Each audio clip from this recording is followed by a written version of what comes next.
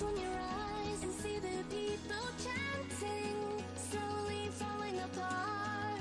The silence causing an earthquake. I'm wishing upon a star. This time I'm feeling higher, and I know I can be taller. Shadows causing an outbreak. I'm turning the light. We're gonna light it up, oh, light it up, ooh, light it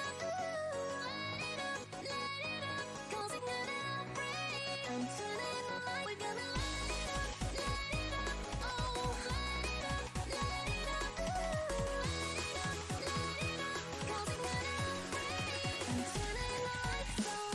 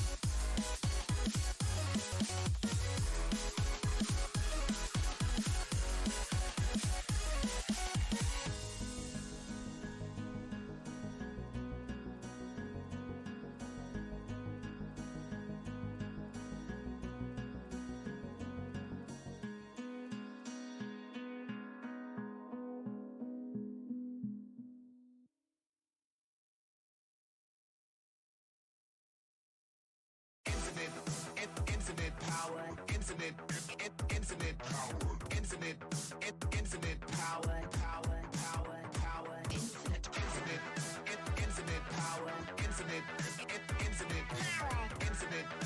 infinite power.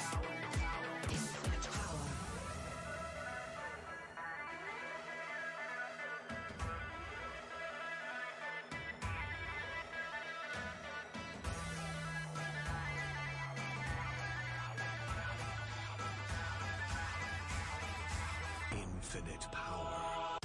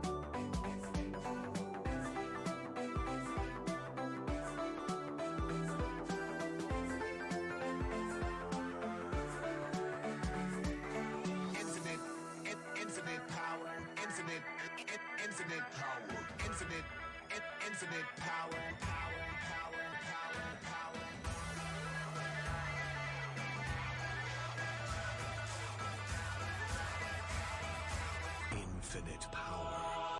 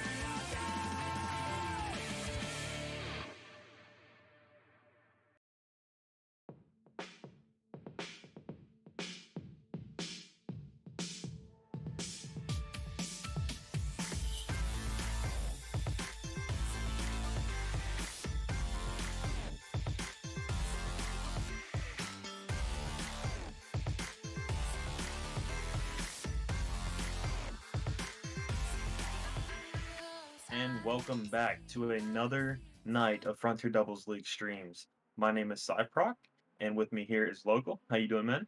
I'm doing pretty good, Cyborg. How are you doing today? Dude, I'm doing great. I casted a little bit yesterday, and today is just a good day to cast.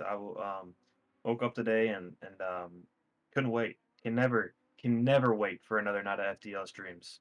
That's right. Another night of FDL, another night of excitement. You never know what you're going to get in this league, and tonight we've got the Star League. Yeah, your team actually, team that you're on, the Monkeys. I'm sure you're rooting for them against the Gators. Robot Man himself, the living legend in FTL. Yeah, he is a certain face around here in FDL, and not many known names on this Monkeys roster. There's me, there's Dark, and we have Rhythm. Rhythm, the captain. But I'm excited to see what the Gators can bring against my team tonight, and maybe they can take the series. Maybe I know you'll be celebrating. Um, we did get a little bit of a late start, so we'll go ahead and start getting these players into the teams because we all know everybody wants to see the first series of the night. It's going to be a great one, and I can't wait to see what the Monkeys and Gators come up with this series.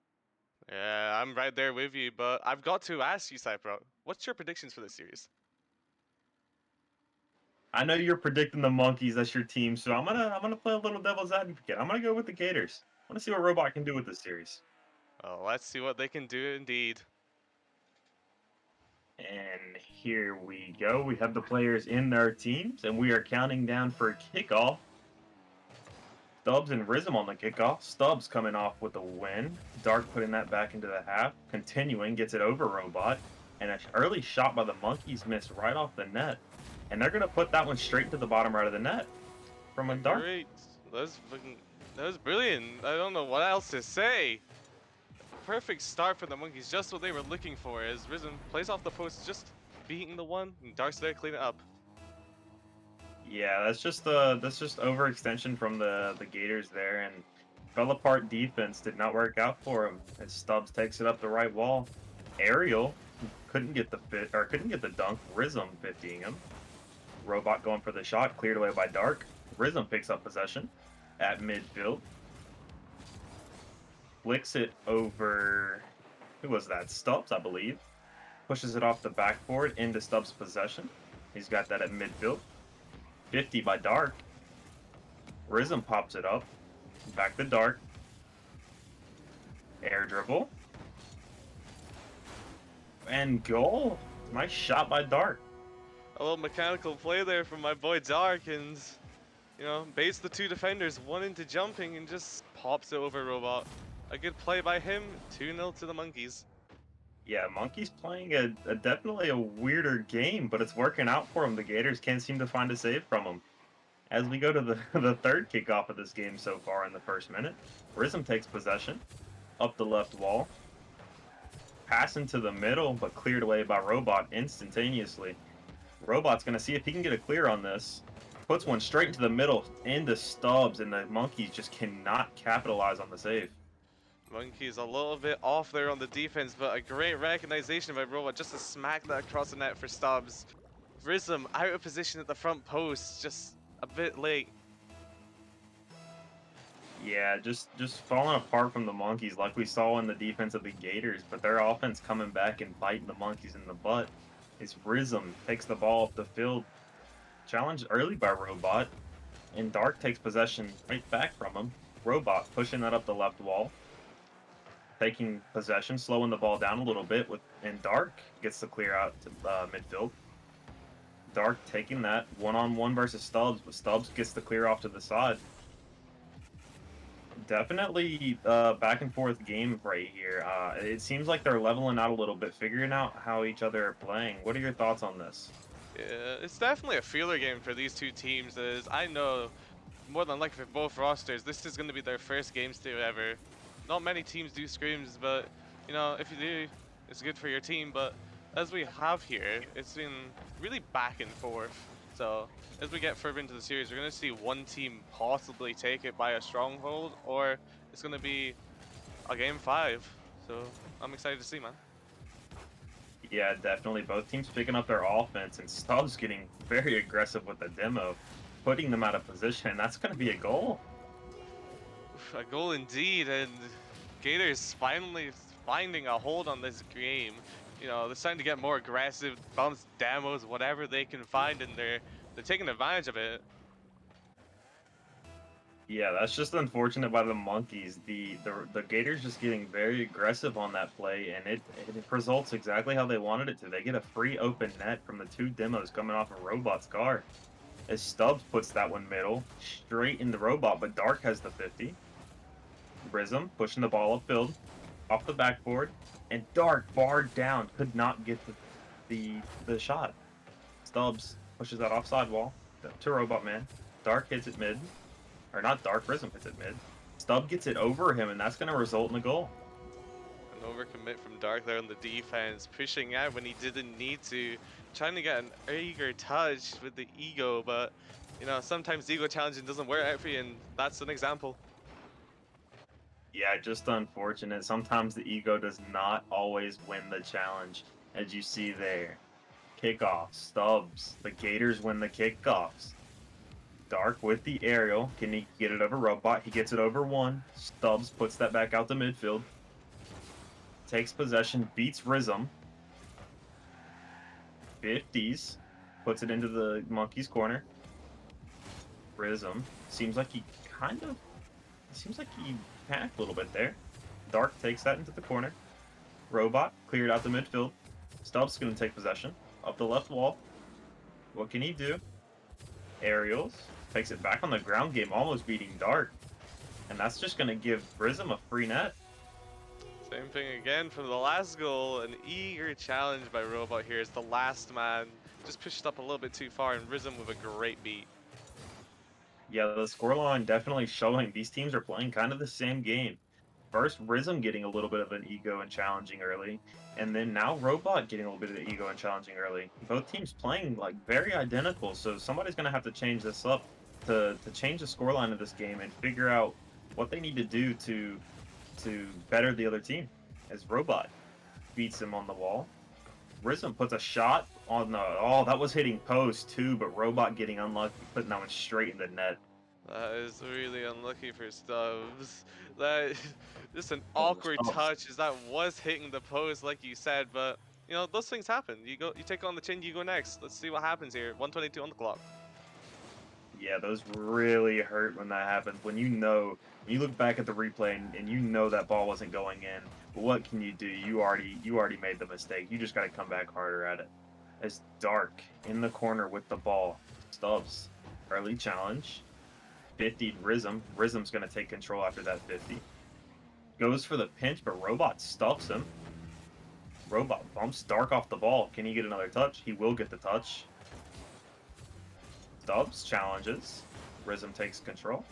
Robot pushes out the center field. Continues the air dribble. What can he do? Dark clearing it back out to the midfield. Off the backboard. Stubbs getting a very nice clear off of that. Dark's going to take possession. It's definitely looking like a back and forth game here. Not really sure what these teams are thinking, but they're kind of playing it slow, filling out the other team to see if maybe they'll make a mistake. What do you think? They definitely are taking this game slow. You know, there's been some mishaps on the defense from both teams, but that happens in the first game of each series, no matter where you are. But this game was flipped on its head for a while by the Gators, but then the Monkeys took it back to their side, and you know, this series could be a topsy-turvy one for sure. Yeah, with 4 seconds left, 1 goal deficit, the Gators just aren't going to be able to pull this one back. The Monkeys are wind up getting the 4-3 win, I believe. That's got to feel good for them. It's that game really wasn't the best from either side. They were kind of playing the same game, and not really either team could figure out what to do to get that crazy lead that everybody looks forward to having. What do you think both of these teams can change to get a better or an upper hand on the other team? Yeah, I'd like to see the Gators playing a more aggressive game. You know, they took that lead via bumps and downs. I'd like to see them do that more and more because that was working out wonders for them. But the Monkeys, I need them to take more control of the ball. You know, they're giving up the ball a lot too often. They're not really playing with it. They're kind of just like, we have the ball, we're gonna chuck it away, not really use it to our advantage. But as we go into the second game, who do you think is gonna take this series overall? from your pre-match prediction? Pre-match prediction. Okay. So I do like what you said, and I was thinking the same thing. If the Gators just played a little bit more confidently and more aggressively, I think they can take the series as a whole. The Monkeys have to figure out how they're going to counteract that because if the Gators are listening, which who knows, they might be, but if they somehow pick up the aggression and turn it around on this Monkeys team, they're going to have to figure something out. But as of right now, they've shown the Gators that, hey, we're here to win this thing. So the Gators have to respond to this. They definitely do have to respond to this indeed with this match. As we get into game two. Definitely a weird first game, but we'll see what they can do in the second game as Rizom wins the kickoff and Dark puts one right in the back of the net, not wasting any time. That is an unlucky one, a kickoff goal to start the game off. You know, great capitalization by Dark there on the kickoff. So 1-0, but can't really take anything from it. Yeah, Local, you definitely have to be happy there. The 3-second goal already going the Monkeys' way. That's got to feel good for them as the kickoff. Robot's actually beaten on this one. Who is that? Rizom with the clear out the midfield. He's going to take control. The Robot with the early 50. I can't speak right now. It's kind of crazy. Stubbs clears that into the Monkeys' half. Rizom's going to have possession with the demo from Stubbs. Stubbs taking that back into his corner. Off the wall. Air dribble. Cleared out by Dark. Robot with the demo from Dark. Can Rizom capitalize on this? No, Stubbs gets the clear. Definitely a little bit more aggression from the robot, or from the robots, from the Gators, and definitely the Monkeys showing more aggressive too. So it seems like they're both still playing kind of the same game, but both teams listening and coming out very aggressive in this game. They are, and it seems like they are indeed listening to us. You know, you can say it's the caster's curse and whatnot, but you know, maybe it's the caster's blessing. You know, teaching these guys how to play the game. But who knows, man? Who knows? It's never the caster's fault. We're always a blessing to have here, and the players should definitely listen to us more. We're the experts, obviously. As Rizom puts that straight into the back of the net. Okay. Just a goal. Who knows, man? This game has been so upside down that even from my position, I don't know what's happening. So let's just say Rizom played well. Yeah, Rizom played well. There we go. Yeah, definitely a weird game to say the least. Both teams not really showing their best or putting their best foot forward. But the Monkeys just pulling this one out. I mean, not really either team looking too pretty, but the Monkeys showing that they're here to play. As Rizom puts another one in, just the Gators falling apart on defense right now. They are indeed. The Gators no longer taking a stronghold like they had in that last game, you know. Although they lost the last one, they could have made a big bounce here, but Monkeys definitely showing that they aren't here just to lose. They aren't here just to be a number. They're here to make a statement. Yeah, definitely. And that's got to feel good being up 3-0 with 3 minutes left. The Monkeys definitely showing that they, like you said, they are here to win. They're not here just to lay down and let the Gators win. But the Gators, they need to pull something out of their bag because right now it's not looking pretty. 3-0 with 3 minutes left. They have time to pull this back, but they just have to show that they want it bad enough and stop the Monkeys. As Robot gets the 50, going back into their half, definitely not what he was looking for. Stubbs is going to have possession. Rizom, maybe an early challenge. Yeah, he gets it. 50's that. Robot with a clear. Stubbs over one. Rizom challenging, gets the clear. Back out the midfield. Robot's going to take possession. Ooh, he's going to take a very long time for that. And Dark egos him. Takes it completely. Nice save by Stubbs. Rizom up the wall. Pass in the middle. Dark's going to take it, but Robot with the early challenge and block. Dark puts that back in the middle, but Robot's ready for him. Robot's taking possession. Gonna try to put that mid, but Rizom has the clear. Stubbs early challenge. Kind of a weird ball put into mid. Either Monkey not really knowing which one should go for it. Dark's not confused about that one. He's going straight for that. What do you think the Gators need to do? Because the Monkeys are playing very passive, and the Gators just don't know aren't really sure how to score. It seems because they can't get this ball around them. Seems like it's more of a fundamental game here for the Gators, with how the Monkeys are playing, but I'd say they just need to work on their bumps and demos like I've been saying for this whole series so far. They're not really seeing anything on that part coming through. Maybe some more boost steals too might be beneficial for this Gators roster. As you see, Robo gets one there, almost scores, and Stubbs falls up. Yeah, the Monkeys definitely. It seems like they're backing down into their corner, saying, "Okay, let's just run out time." But that's not the way to play against a Star League team. In this Star League, you have to keep your gas or your foot on the gas pedal, and if you don't, a team's just gonna swipe back in and take the game right back from you. So with the minute 23, they need to keep their foot on the gas, and keep this up. But we'll see what happens later in this game and see how the Gators turn this around as Stubbs almost getting the easy shot in net, but the Monkeys coming in with a big save. Robot's taking that into the corner. Gets a weird touch into the corner, actually. Rhythm's bringing that out, but Stubbs with the early ego challenge, and that's going to work out for him into the middle. Can they do? Robot putting that back into the corner, keeping it in their half. Rhythm's going to get the easy clear. Both alligators kind of just backing off there, not really sure what was going through their comms. With Rhythm bringing that up and Stubbs almost getting the redirect, that would have been disgusting. Early challenge by Stubbs with a save by Rhythm.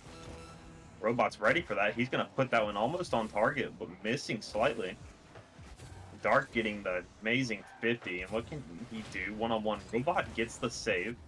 Robot's pushing that all the way down. He's ready to play quick and get this goal in. Stubbs pushes that into the corner. Dark with a clean save. One-on-one and unlucky 50 by Robot. Stubbs pushing that out of the corner. In the mid. Rhythm's with a nice 50. Can they put this one in, at least for a little bit of momentum's sake? And Dark clears that one out, killing all momentum for the Gators. This cannot feel good. Losing by 2. Almost putting one in. Holy cow. And that's game. What do you have to say about this game? This is kind of a weird one. Yeah, it seems like the Monkeys started stepping up the game, started stomping all over the Gators here, but it's just another game. You can come back from this. The reverse sweep is always on the cards, but Caster's Curse might be here. I might have just called it on my own team. Man. Oh no. That's the worst thing you can do to your old team. If they lose even one game now, they're going to be blaming you for that one. They will be, and I know for sure I'll be getting hounded for it. Getting released from your team instantly after this series if they lose. Um, but yeah, I like that you stuck with your word though, and it was very true. The Gators just kind of laying down and playing passively, and that's not the way to play against this Monkeys team, as we've seen. They're forcing the Gators into their own half and basically saying we're gonna score no matter what. You might as well go ahead and give up. The Gators getting one goal in that game, but still not their best performance, I'm sure. So they need to pick up the aggressiveness and the how do you say it? And the physicality of the game. There we go. They just need to be more physical, maybe more demos, and yes, maybe more boost stills. But they need to change something because they're down 2-0 in the series, and the only thing that they're holding on to is a reverse sweep. Yeah, but that is very, very true. The only thing that they can do now is hope.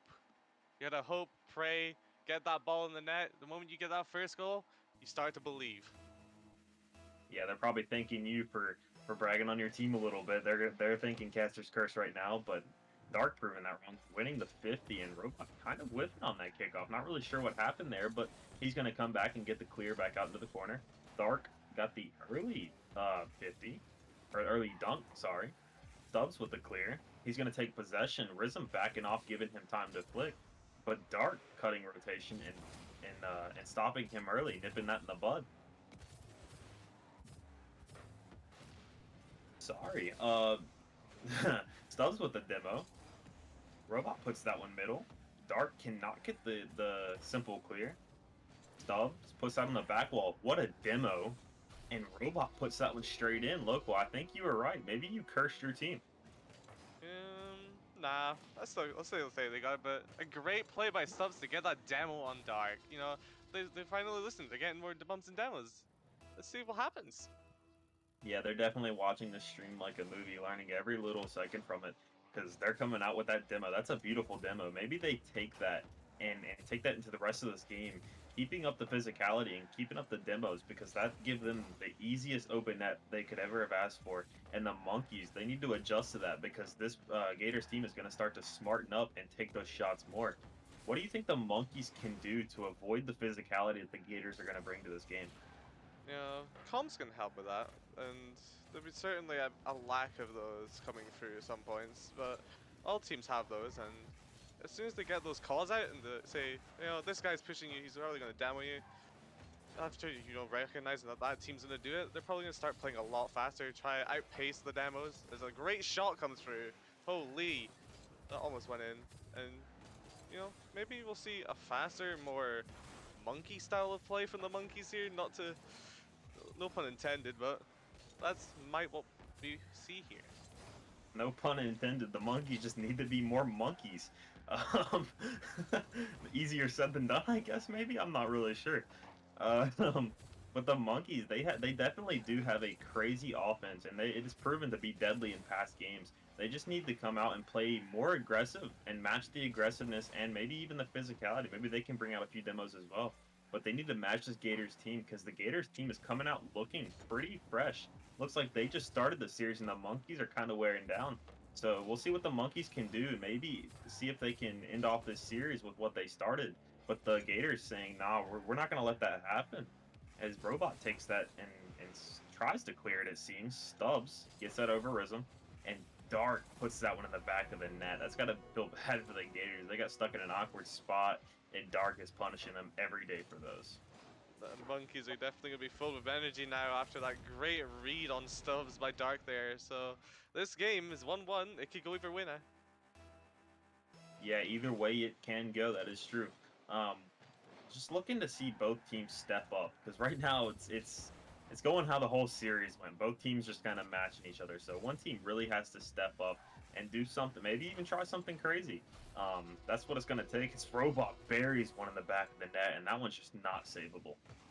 Yeah, definitely a high shooter there from Robot. An awkward turn from Rhythm. Gonna put him out in position, but Robot's right there to take the advantage of it. Yeah, Gators definitely hoping they can turn this match around.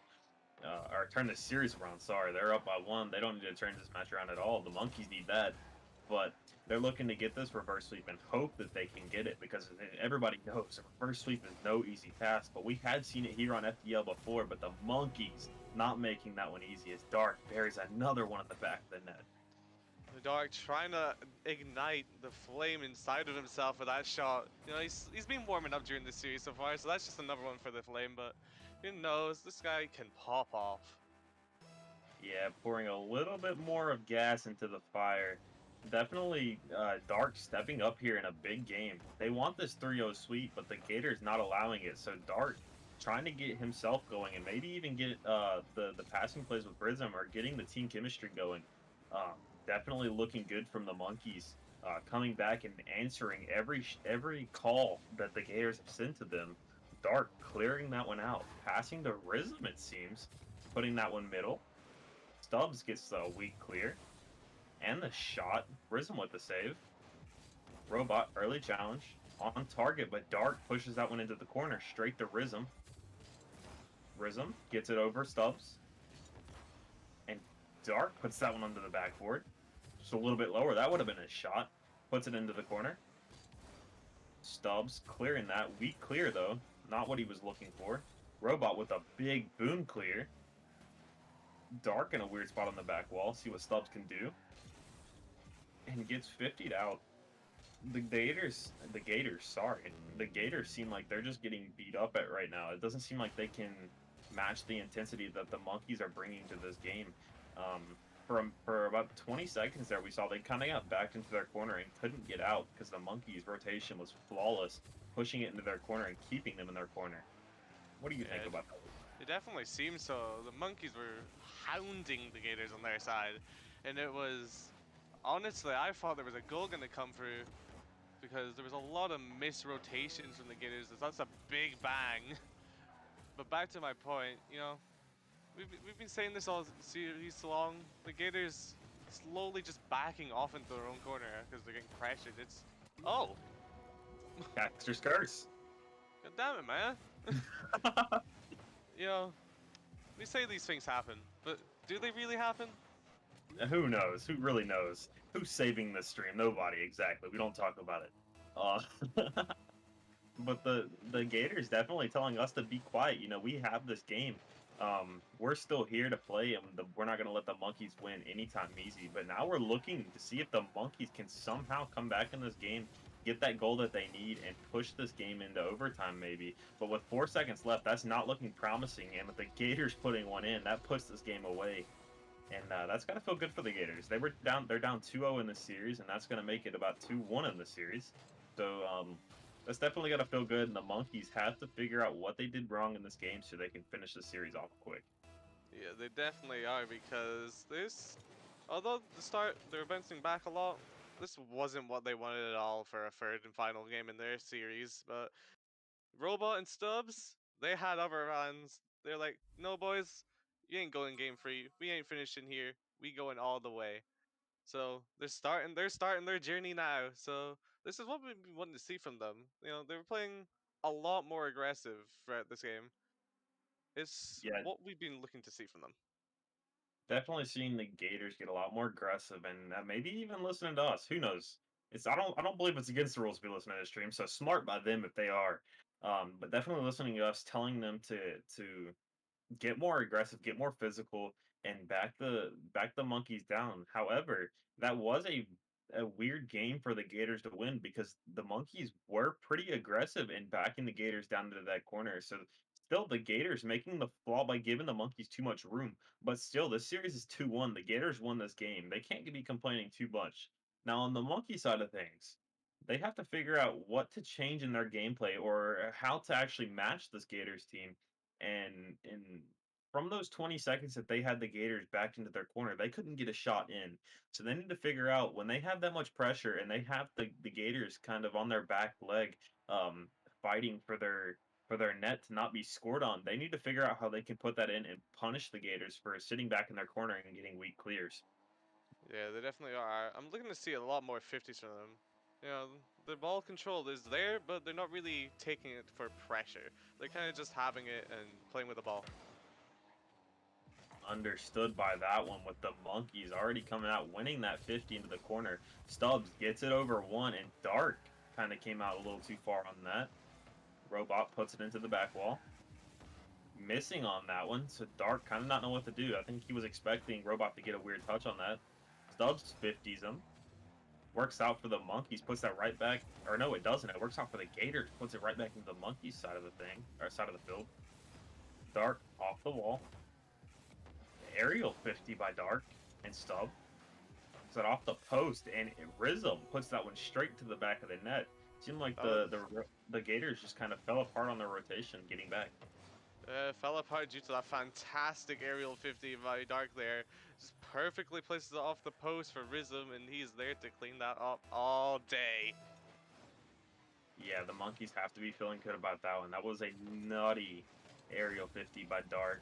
He has to be feeling good after that one, and has to be feeling good after that goal. Robot just whiffing under the ball and giving Dark the free shot. I'm sure he's happy with that one. He definitely is, but Robot panicking there. We need to see him calm down a little. Seems like the reverse sweep idea is getting too close to his head. Yeah, the Gators. I mean, it could be a mental issue. Definitely, them they might be feeling the pressure from this because they do have to win the next two if they want to even think about winning this series. Right now, it's a 2-1 series, and the Monkeys are up, so the Monkeys can kind of lay back a little bit. Not saying they should, but they can, because right now the Gators aren't answering their call. Right now, the Gators are kind of just giving the Monkeys what they want, and the Gators have to stop whiffing as much on this because that's where the first two early goals came from. Is from whiffs. But Stubbs telling me to be quiet, telling me to stop talking crap, and puts one right in the back of the net, telling me to be quiet. Rizm with a whiff of his own as we're talking about them, man. You know, it always comes down to things like this in these type of games. You know, twos is a game of attrition. You know, it's just, you constantly pressure and pressure, but it never really comes into it. And then suddenly you're up by like 2 free goals, and voila, you have the series. So this might be one of these games. Yeah, this game can go really any way. Both teams making mistakes, not ideal for either one of them. But the Monkeys probably favoring it a little bit more, having the lead.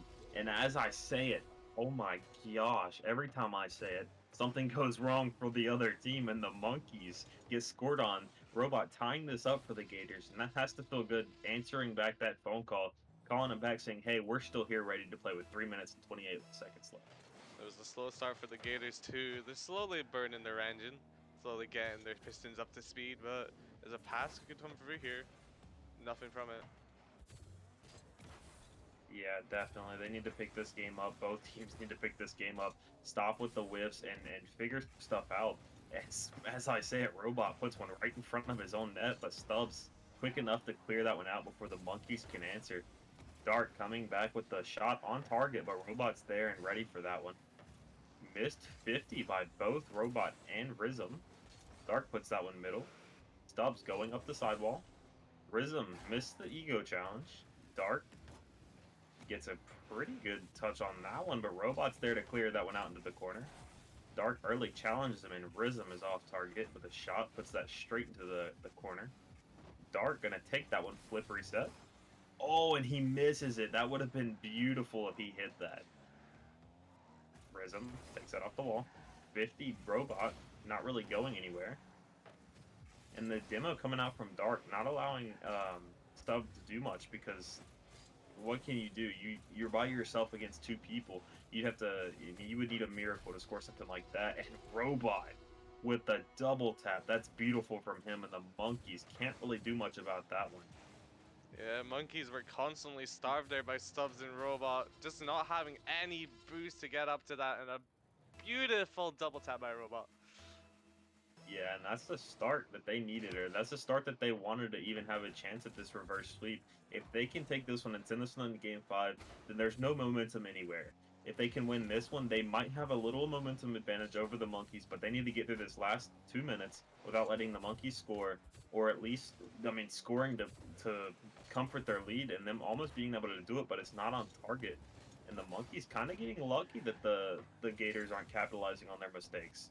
Is Yeah. Rizm very slow pass to Dark?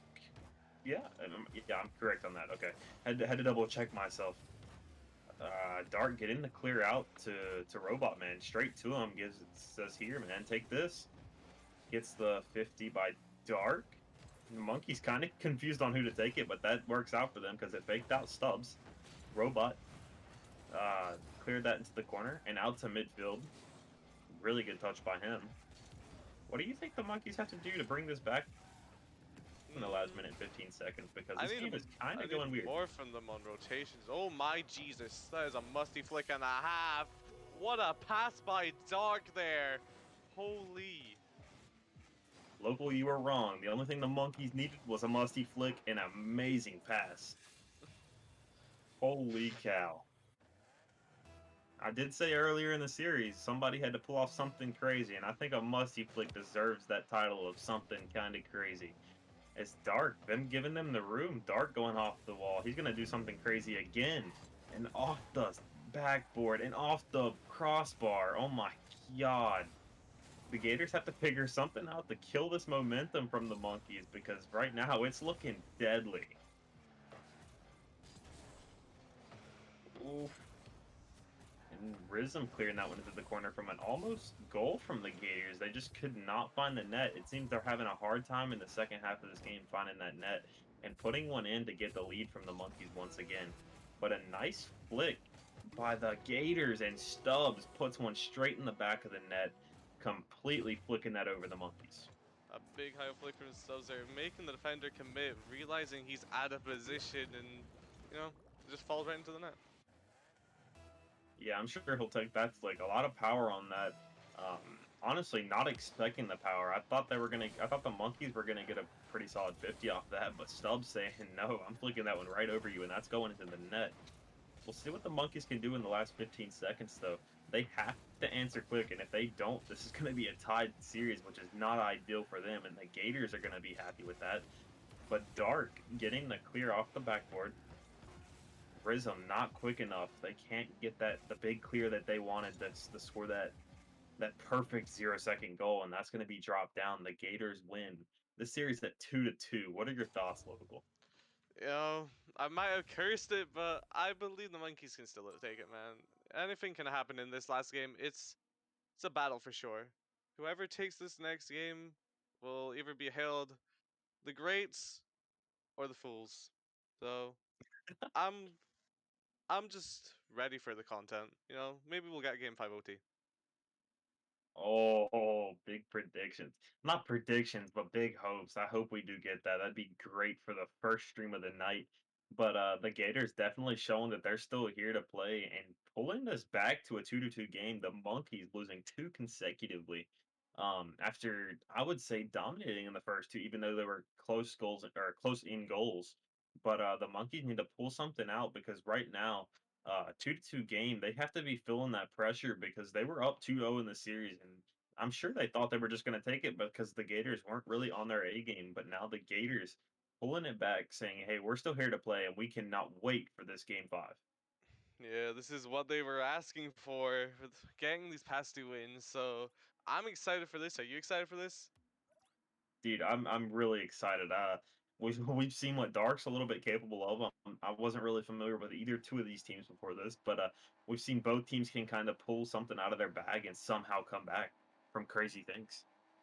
Yeah, they definitely can come back from crazy, but this series has been more than just crazy. So here's another crazy game.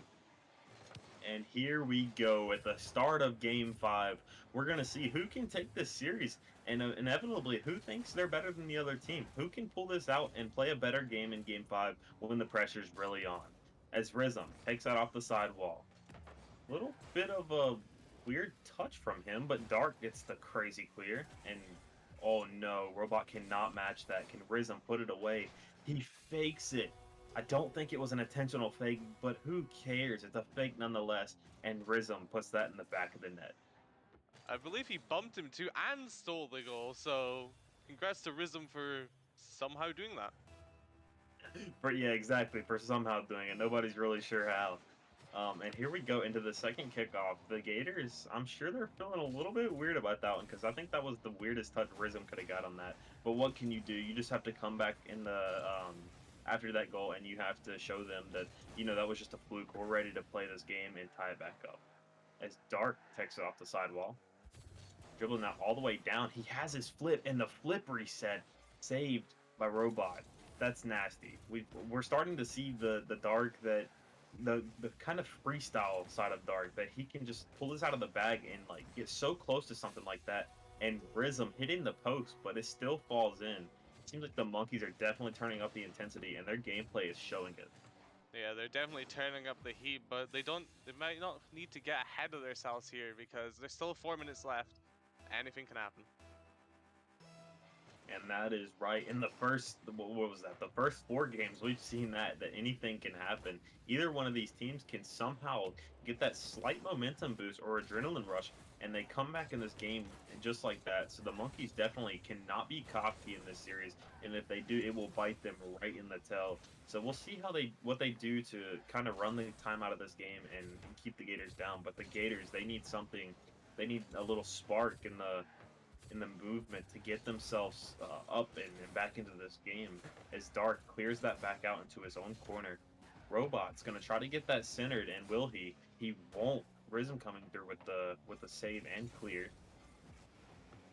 Robot with a nice bump. Rizm beating Stubbs to that. If Stubbs were a little bit closer, that was going straight to the net. Double commit from the Monkeys, but they cleared that out to the corner. Robot taking control. Gonna see if he can't fake out Rizm, but Rizm's not having any of that. Puts that one right back into midfield.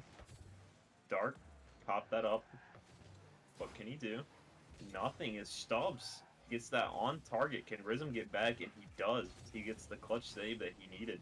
Barely, or barely just in time. What do you think the Gators have to do to come back against this Monkeys team? And do you think that the Monkeys can hold off with how they're playing right now? I believe they can, but it's time and time again for this Gators roster.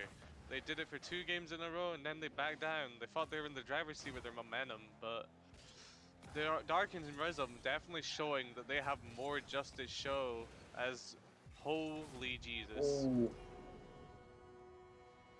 Dark really Wow. showing that he belongs in this league, or not even. He belongs in a different league. This man's pulling out all the tricks out of the bag. And the first it was a musty flick off the back wall. Then it was a flip reset, almost putting that one in. And then he gets the ground pinch straight into the back of the net. This team has to be energized right now. There's no way they're gonna back down. So the Gators have to stop giving Dark all these opportunities as he puts another one in. This is not looking pretty for the Gators. Dark is currently in a league of his own, just playing the game of his life now. Seems like he's a game 5 merchant. This man loves it here so far.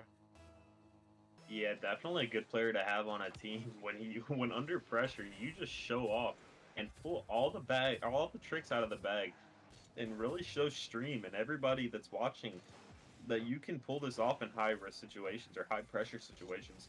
As Dark takes that into the corner, early 50 by Robot, but Rizom's going to be right there to clear that back out into the middle field. Robot with the whiff, not really sure what happened there, but not favorable for them. Dark, this opting for the boost instead of the ball. Man of my word, or man of my taste. As Stubbs puts that one into the back of the net, it just seemed like both Monkey players were just going for boost over the ball, and that did not work out as it usually should. Yeah, unlucky decisions there by the Monkeys team, but they're up 4-1, 141 on the clock. They should have this in the bag.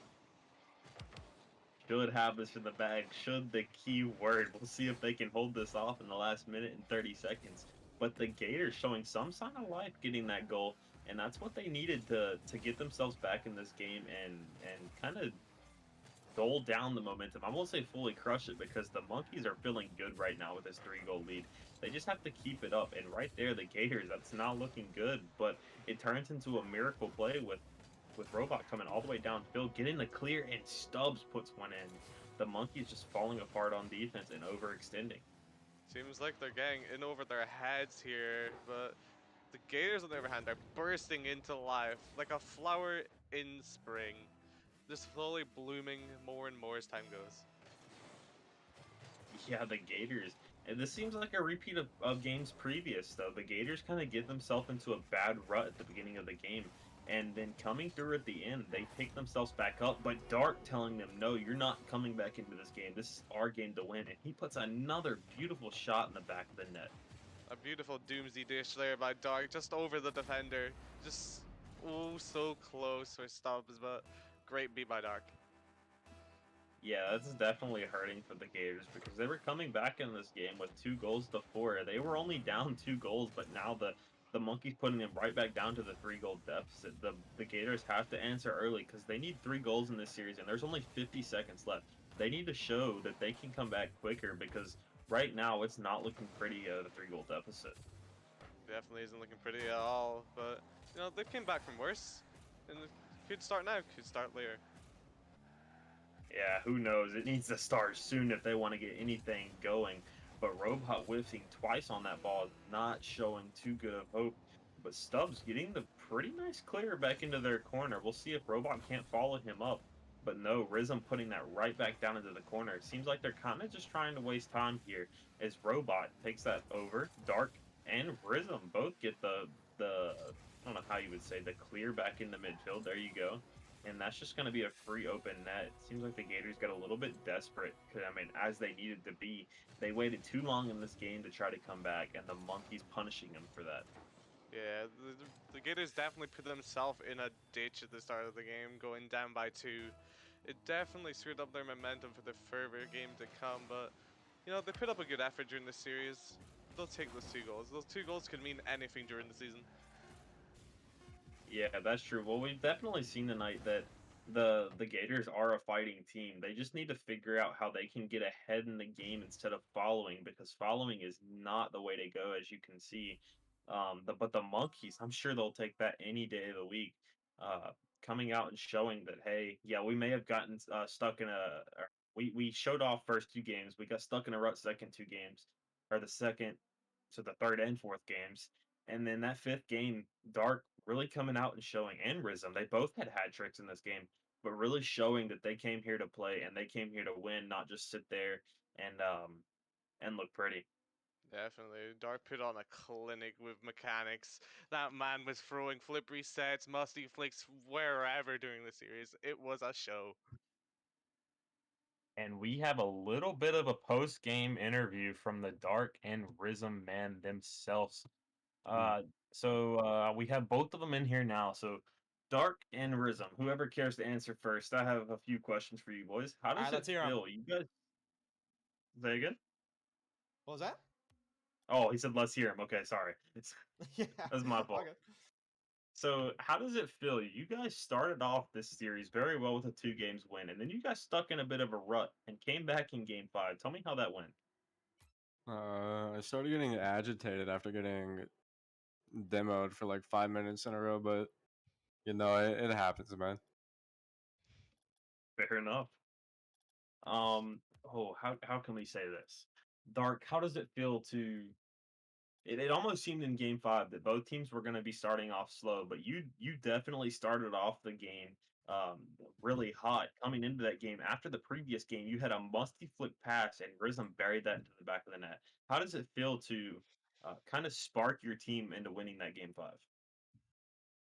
I don't know. I just kind of got fed up playing passive, so I decided to play my own way. I put Rhythm in my shadow and put him in my backpack. Fair enough. Local, do you have any questions for your teammates? No, they know what I'm gonna say after Yeah. for the game, but I just want to congratulate you guys on a great win here. But for throwing those 2 games, you are getting hounded. Listen, Yeah, he man. was getting agitated. I got excited and I wanted to troll a little bit, but then I was like, wait, I have to play this. And So not I decided to actually Local play. showing a little bit of banter there with his teammates. We ask everybody before we send them on their way. Is there Yeah. anybody you guys want to call out? Hey, wait. Hey, Spencer. And they're watching, but don't worry, I'll be in there in a minute, cutie. Don't worry about it. All right, you heard it here Mm. I first want from to the call out monkey. Yeti. You know what?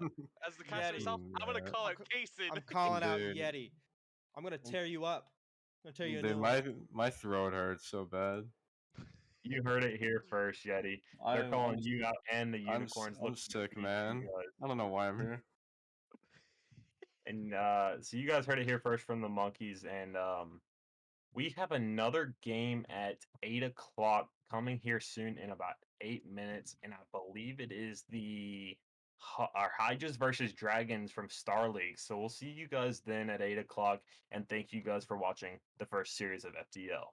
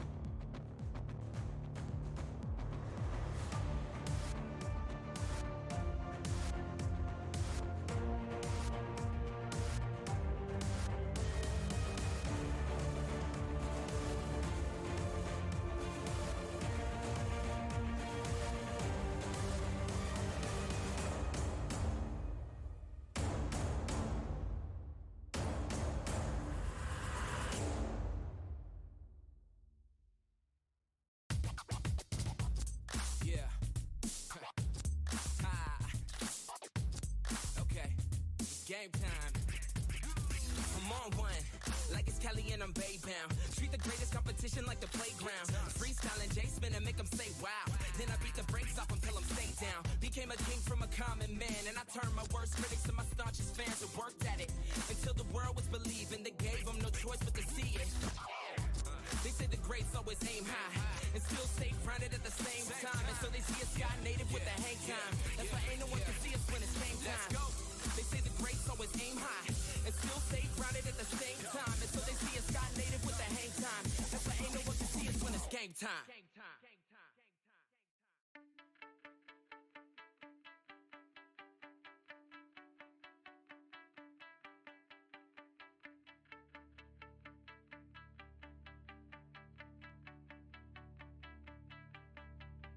Dancing in the shadows, waiting for new light, being with you.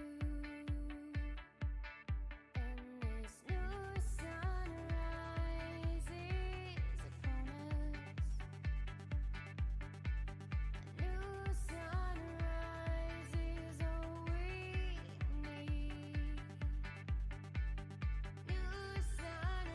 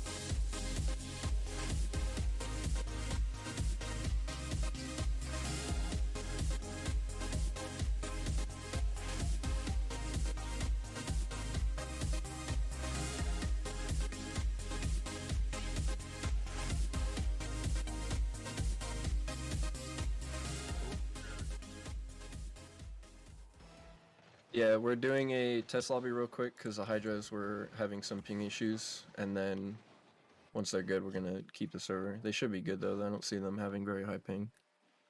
They seem to be fine. Yeah. Okay. Although, Light's ping is just going up. Is it?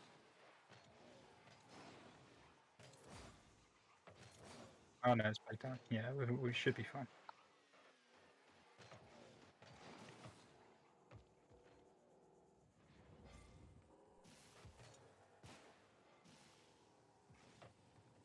Give it till 3:30. Really?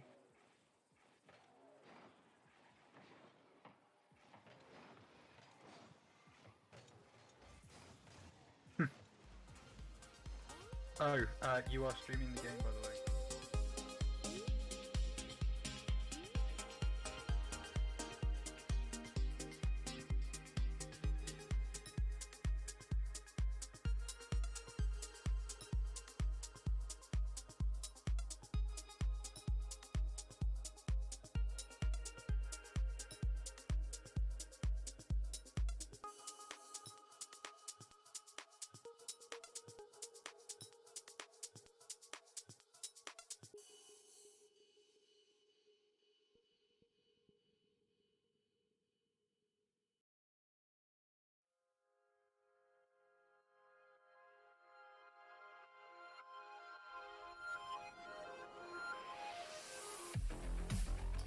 Me down, had me feeling alone. So long, right here and now. We can try this again. If you're in, I finally see what I need to be free. Feel from my heart was not too bad. I'm holding back, I've needed my plan. Seeing this next time, not sure how I'm feeling. Holding the key firmly in my hands. I'm looking for, I know where at. And this is it, I have nothing to lose. Now is the right time, I'm making my move. I wanna hide now. You can't bring me down. I wanna hide now. You can't bring me down.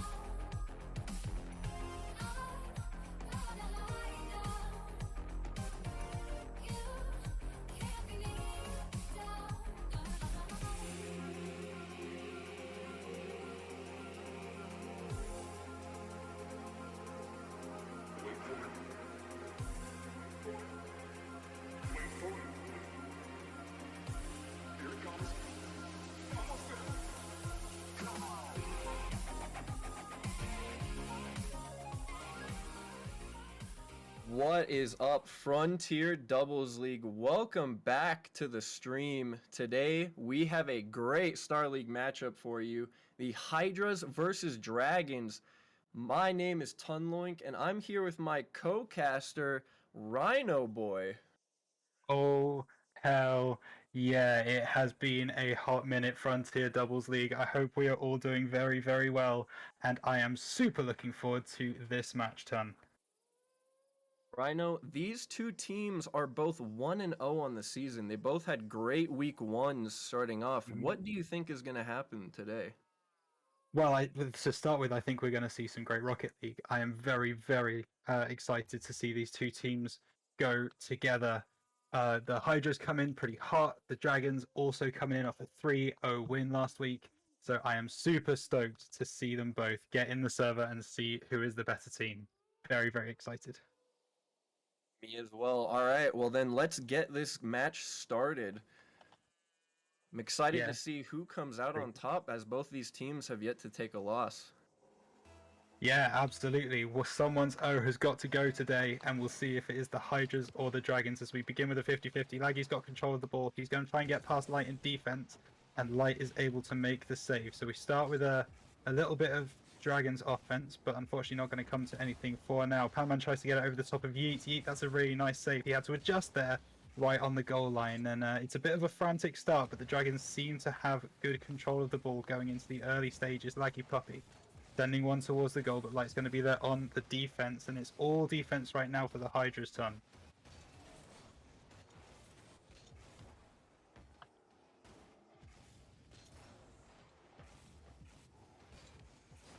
Okay, we are going to jump back into this. Pan going for the shot on the right-hand side. Yeet is able to make that save.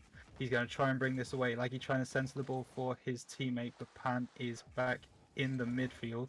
He's going to go for this 50. He doesn't quite win it, but he wins it enough for Laggy to get control of the ball. He's going to bring this one forwards now, trying to push it down that right-hand side, but unfortunately it seems that the Hydras are going to take control, and now they come back the other end. Yeet goes for the bottom left-hand corner and scores, and the Hydras are the first to open up their account. It's their first attack of the game, and they convert.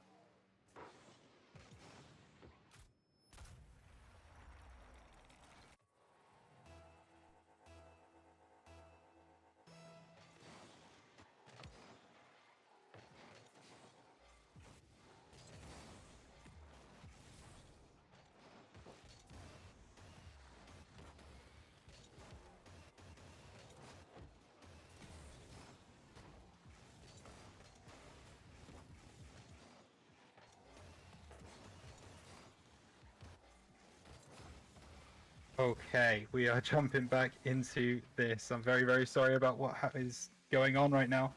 I will continue to cast and hope nothing is going wrong. Panman trying to bring this one away, gets into the middle. Laggy Puppy going to try and send this one goalwards. Light's going to be there with some boost and is able to make that save off the back wall. Nice and easy for him.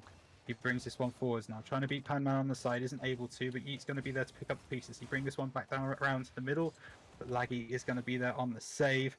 Panman's going to have to do something here. He needs to make that save, and he is able to. Yeet getting back control of the ball for the Hydras, but not able to make it stick just yet. And the ball falls to Laggy Puppy. He goes for the shot. That's going to be one of the easier ones that he scores this whole season. Wonderful work from the Dragons. Nice little bump in the midfield. Yeet and Light at 6s and 7s. And Laggy Puppy is able to convert, and suddenly we are here at a 1v1.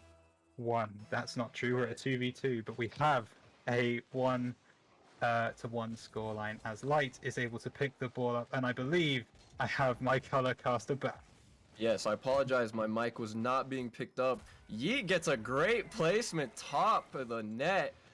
Amazing shot and great pass from Light to just give that right to Yeet. He had all the time in the world and he placed it perfectly top right. Yeah, it takes a lot to get that placement in Rocket League, but Light makes it look very, very easy there, and the Hydras take their lead back as we go 2-1. Ton, talk to me. What have you seen so far in this game from the Hydras that means they're in front? The Hydras, and there's another goal for the Hydras. These Hydras, if you look at the stats right now, they both have a lot of saves. They have 5 saves total and 5 shots total, while the Dragons have more shots. The Hydras have just so much defense overall. Well, we talked about it in the first minute, right? That it seems like the defense was all Hydras, right? The Dragons were the ones on the offense. They were really trying to put the ball in the back of the net, like they have just been able to there.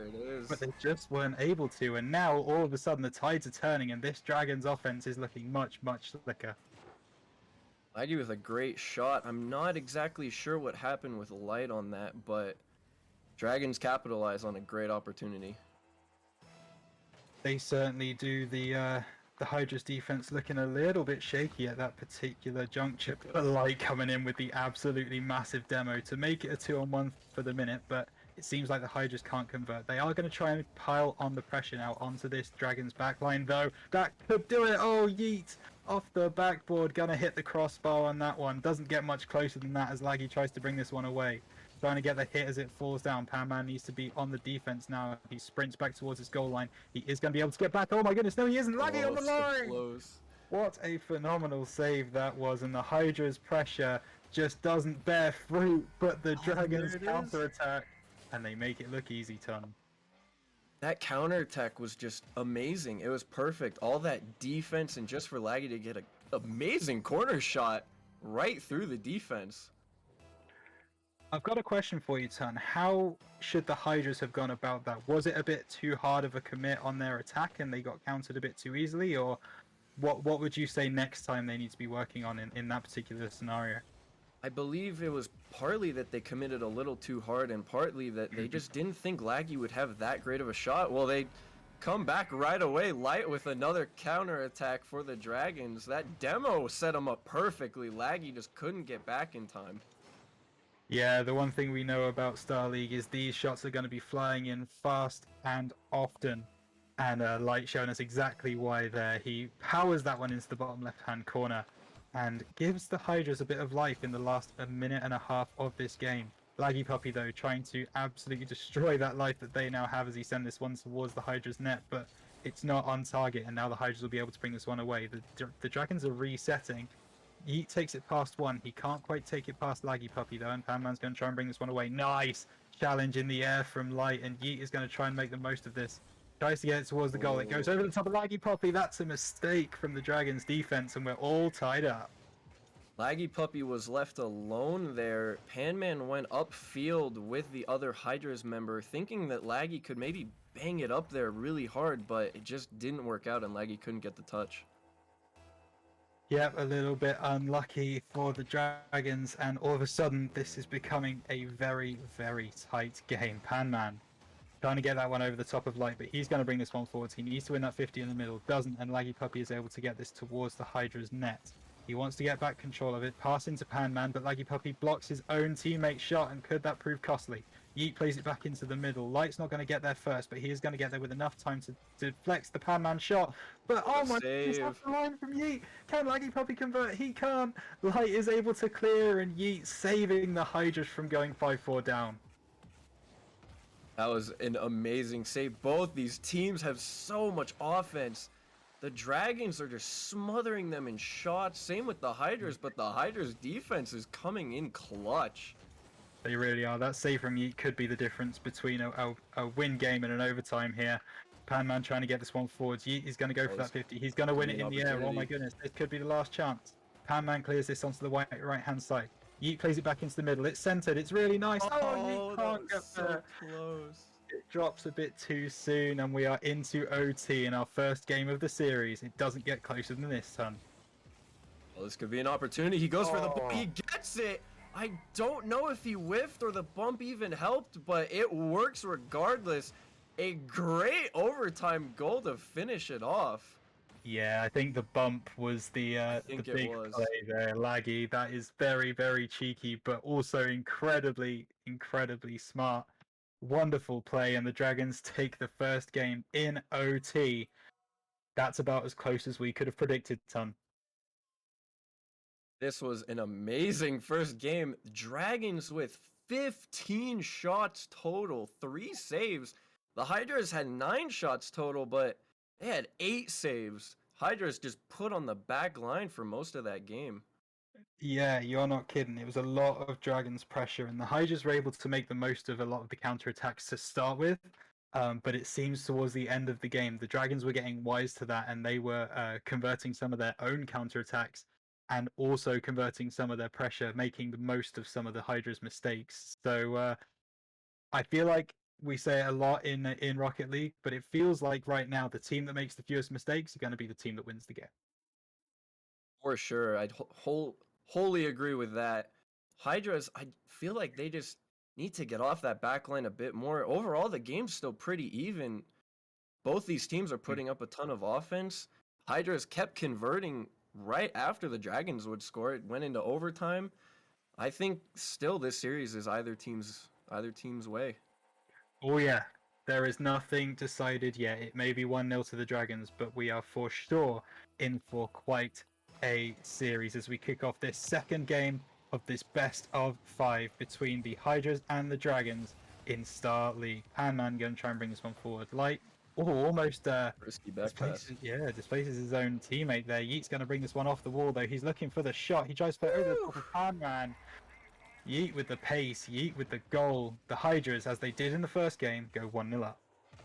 That was a great shot from Yeet. I don't think Panman realized what he was about to do or how much power he was going to get off of that touch. Really difficult to predict as well, as that one's coming off the wall. You know, you could kind of go for the far corner, you could go for the near side. There's a bit of everything. That one is just a straight shot from Yeet, but Laggy's going to be underneath it and wonderful off the wall to bring it away from the waiting bonnet of Yeet. Oh, Light! Oh, Oh, that was very, very close to an own goal, but Yeet is going to be able to bring this one away and relieve some pressure for his Hydra's side. Aggie Puppy seems to be the one that we gotta watch out for. Oh, it's a risky go up. Ooh. Panman hits the wall, unfortunately, and Yeet capitalizes on that mistake. Yeah, that looked a little rough for the Dragons. Panman couldn't quite get it off the wall. He needed to get that pinch onto the side, and Yeet's going to be able to convert that one every day of the week. You're not going to score many easier goals than that in this league, that's for sure. Absolutely, gotta take what you can get at every moment. So, Demo. as in the first game, the Hydras are showing very early offense and dominance, but we know the Dragons can come back into a game. That's exactly what they did last game. So by no means are we done with 4 minutes left. And to prove the point, it's like I'm good at casting. Thank you very much, Panman. We are so not done yet. They start with a great comeback opportunity. Panman with an amazing shot. Great power, great placement. Overall, just caught the Hydras lacking right there. Yeah, wonderful finish. In off the crossbar it looked like as well, which is very, very difficult to defend. As it looked like a bit of a double commit coming out there from the Hydras, but the Dragon's not going to be able to do anything off the back of that. Laggy wants to win that 1v1. He's not going to be able to. Light's going to win that one in front of Panman. The defense crumbles once more, and they restore their 2-goal lead. Light had a great go ahead on that aerial. He got a lot of power, a lot of speed. Panman tried to get up, but I don't think he realized how fast it was going to come at him. No, and it's also really, really, if you watch it back, it's a lovely little flick from Light. Oh, great pass. A straight up phenomenal pass and shot. I mean, we talk about Star League, right, and we talk about them being brilliant Rocket League players, but you also need that chemistry, right, to know your teammate, to know where they're going to be at any time. And that's exactly what we've just seen from the Dragons. Absolutely. These two teams are so evenly matched. These passing plays might just be what sets them apart, and I think the Dragons are starting to realize that. Yeah, for sure. Working together as a team is going to win you more games than individual brilliance. Or at least that is my experience. That bump is wonderful. Panman, he needs to be able to convert over the top of Yeet, but Yeet makes the save. Laggy's going to try and win this one in the air. Light is going to play this one forwards, and now it's the Hydras on the attack. Light gets up for this. He wants to go for the double tip. He does get it, but it's off the crossbar. Can Yeet convert? Oh. He can. It was a pass all along, Ton. Laggy couldn't recover in the net, unfortunately. He landed and got bumped, and it just was just enough to keep him from jumping in time. Yeah, close one there. The 2-goal lead is once again restored for the Hydras, and they don't seem to want to give it up right now. 3 minutes still left on the clock, though over half of this game left. This could be an absolute goal fest by the time we're done here. Laggy, going to try and put this one into the middle. Light is going to go over the top of the Light, but it's also going to go over the top of the goal. Yeet's going to bring this one forwards. Light's up in the air. He goes for the shot. It's not got a lot of power on it, though, and Pan's going to be able to bring this one away. Tries to play it over the top of Yeet. Yeet almost fakes the fact that he was going to make that 50, so is able to win the second ball. And now Pan wants to try and get that one off the top. Yeet's going to bring it forward. Now deep into the Dragons' territory. Pan's going to get back in goal. He's going to try and get it off the side, and he does. Laggy wanted to get I think he wanted to get a demo in the midfield to try and make Pan's life a little bit easier. Wasn't able to do so, but he's still going to be able to bring this one forwards. Hydras under pressure. They need to get this one clear, and Yeet is able to beat Panman on the side. Laggy, that's going to help their side out, though, with the massive demo onto Yeet, and they're able to relieve some pressure, or are they? Light is able to keep it in the side of the Dragons. He tries again to keep it in the corner, and he needs to get his teammate in the middle now. Another lovely demo. Can the Hydras convert? Yeet's going to try and go for the shot. He goes for the left-hand side. Laggy's going to be there on the line. Wonderful save, and he can bring this one away now. He gets it over the top of Light. He needs that second hit. It's not going to come, and Yeet's going to play this one back into Dragons territory, and I think I can take a breather, Ton. At this point, any more goals for the Dragons is going to be so much more difficult to come back from. These Hydras are putting on so much pressure this game compared to the last one. It's just completely flipped, and Dragons with an opportunity almost gets it, but Light with the amazing save. Laggy, that aerial was dirty. That was very, very nice, but Light is able to read it. Hydras are going to be able to maybe have a look at going for goal. Pan misses that on the line, but That's an incredible save from Laggy, keeping his team in this one. If they can score now, they might be able to do something. Pan's in no man's land, and all of a sudden, that feels like game done, Ton. Yeah, this is gonna be. I wouldn't count the Dragons fully out just yet, but it's looking very difficult if they don't get any offense going soon. 3 goals in a minute 10. We have seen crazier things in the FDL, that is for sure. Pan trying to win that one in the middle. Laggy just goes for the demo. He could pay for it though. Yeet, so nearly played that one off the side, but he just wasn't able to. Laggy almost paid for that demo on his teammate, but instead he goes up the other end and he fires it into the top right-hand postage. Damn. What happened here? Laggy bounced off the ground, immediately went up and got. Wow, that was just about as perfect as he could have gotten. Top right, the defense could not get to it. No, that is placement over power, and that is why sometimes it is more, it is better to do than just hit the ball as hard as you can. That is wonderful. Panman's going to be able to convert. Oh my goodness, no he isn't. Light off the line. How's he found that pace? I don't quite understand. 40 seconds left. That would have really put the cat amongst some pigeons if he'd been able to convert that. But for now, we are still looking at a 2-goal deficit for the Dragons, but they smell blood in the water. Light. Laggy tried to read that. He was able to. Pan gets up. It's in the top left. There's 1 goal in it, and there's 30 seconds left. I had thought that Panman was just too far to the right, but no, he comes over and gets it just barely right. He had the perfect timing on that, so it didn't hit the post. Now, I've got to be honest, as I say, I have been away for a little while, and I completely forgot that when a caster says something, the opposite happens. That is my bad. When I said it was game done, that's on me. Okay, I'm very sorry, Hydras fans, but this is not game done by any stretch of the imagination. 10 seconds on the clock. The Hydras bring this one away. Pan, I thought maybe needed to go for that 50 if they were going to convert, but he's not gone for it. Laggy's going to try and keep this one in the air. He needs to do a little bit of juggling here. Yeet gets this one back into the midfield. Light's going to go for goal, I think. Laggy could keep this up, though, and he does. Still up. Are they going to be able to keep it up? No. That would have been crazy. Just about as close as it could have gotten. The Dragons just barely missed out on the comeback. Same scoreline, just flipped. Yeah, I'm not sure I could have dealt with that really if the Dragons had managed to bring that back into OT. But it is the Hydras picking up our second game of the series, which puts it at 1-1, 5-4 in both, although the first one went to OT. Ton, what is going to make the difference between these two sides? I think, in my opinion, the biggest thing that's going to happen is if the Dragons can connect with those passing plays. They tried a few of them. Neither team is really going for too many, but when the Dragons did one of them, it was great. It was perfect. Right center of the net, Laggy finished it off. Panman seems to be really the supporting player for Laggy. Laggy's super accurate on the net, consistently shoots it amazingly. Panman, a phenomenal supporter so far, and he showed in this game that he can also make the goals. Absolutely. They've shared them evenly between the Dragons, and the Hydra's not doing quite the same. But as KJ has pointed out in chat, this is already a banger of a series. You do not want to miss a single game of this as we go into game 3. Dragons versus Hydras in the Star League. Remember, both teams come into this with a completely undefeated record. Someone's O has to go, and at the minute, we can't tell which one. The Hydras have so much pressure overall throughout the series. Last game, if they keep it up throughout this game too, I think the Hydras can take it again.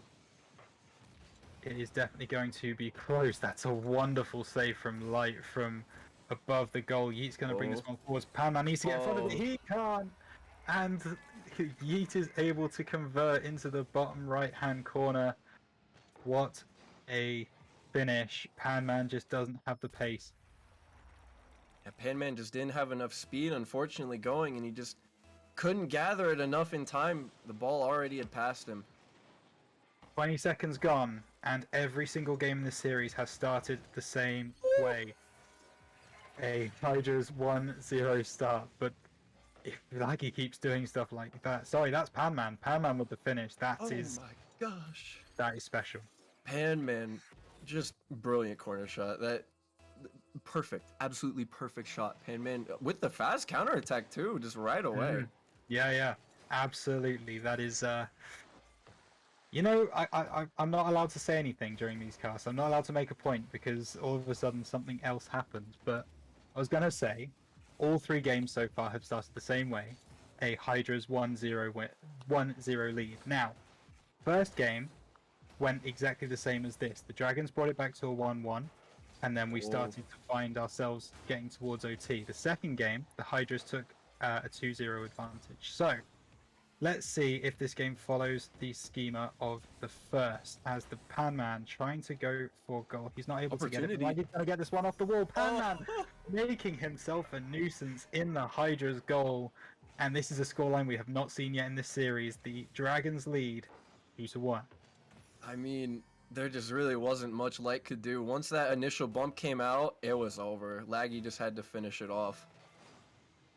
Yeah, you are absolutely right. And Panman just, as I say, putting himself about, making himself a nuisance. Could be making himself a nuisance to the entire Hydra's team if he'd scored that. Wow. Close one. Yeet wanted to get the pinch off the side. He almost did, looking for the corner shot, not able to find it. And Powerman can bring this one away. Laggy Puppy's in the midfield. He didn't quite read that pass coming through, and he now needs to make a little bit of a save. But Yeet is going to be able to get this one forwards. Panman with a phenomenal hit, sending it into the wide right side of the Hydras. That is an awful ball from Light, setting up Laggy Puppy, and he lets him know about it after the goal as well. Yeah, super unfortunate touch right there. I don't think that's what Light was going for. Laggy immediately realized what was going to happen and capitalized on it. Yeah, absolutely. That's unfortunate from Light. And I said in the first game that it could be the team that makes the fewest mistakes. Well, that certainly was a mistake from the Hydras. They need to make no more mistakes. But Laggy Puppy, it doesn't matter if you make a mistake or not. You're not saving that ton. We haven't seen a blowout like this since, well, I mean, I guess last game, but the other team had counterattacked so quickly that it really hasn't gone up this fast. I mean, this is the scary thing with this game, right? Is the fact that there's 3 minutes 11 still on the clock. That is a fantastic save from Light, and you never want to count either of these teams out, right? Because we've seen both of their abilities to come back in the series so far already, and we're only 1-1 in the series. So this game still could go either way. We're 4-1. We had a 4-1 scoreline earlier, and I said that was game done, but there's no way I'm going to start calling that anymore, because this Hydras team absolutely could just turn it on and all of a sudden they're back even. For now, that is exactly what they're trying to do. Yeet coming forwards, looking for the shot. Panman going to be there with the save. Nice read. And he's going to try and bring this one forwards. Laggy sitting in the midfield. Ooh, needed to help out his buddy there.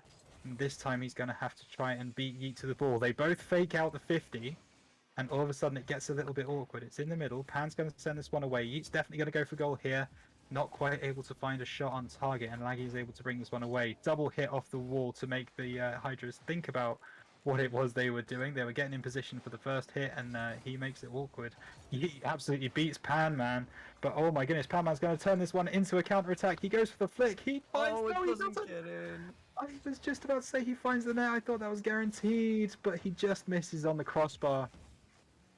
Couldn't find the fifth. That was a saving grace from the Hydras if they wanted to have a chance at coming back. Yeah, you are not kidding. There's a minute and a half left on the clock. The Hydras need to sort out their defense a little bit, and they have done. It's been about 2 minutes since the last goal, and both teams are now playing some really solid Rocket League as we move into the final stages of this game. Panman wins that 50, but Light's going to be there on the cleanup. Laggy's going to send this one back into the middle. Yeet needs to deal with it. He plays it off the backboard.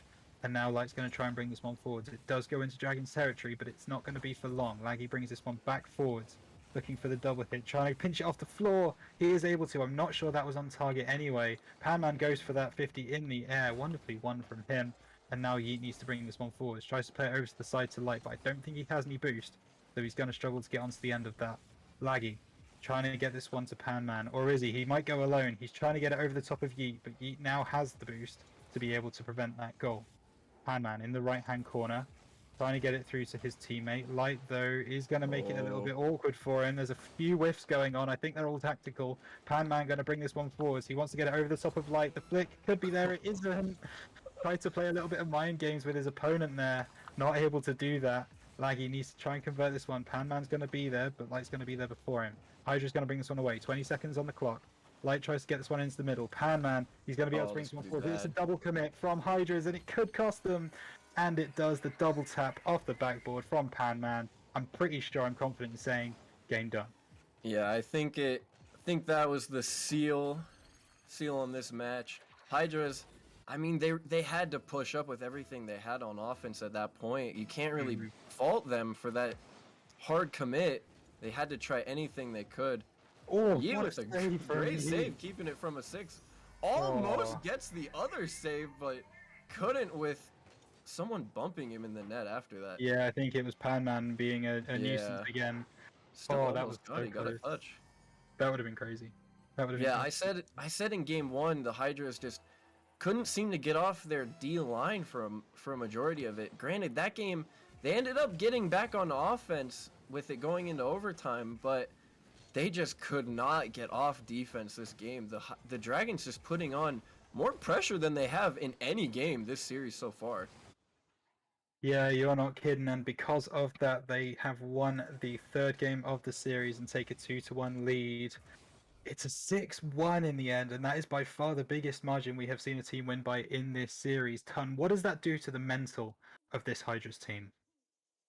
You know, I would say that it doesn't really impact them too much because they've already won one game in the series. Granted, now they're on match point. Dragons only need one more to win, but Hydras have shown that they can compete. They're not. I think that was just an off game for them because they shown that they could compete and they could win. That's the important thing, that they could win.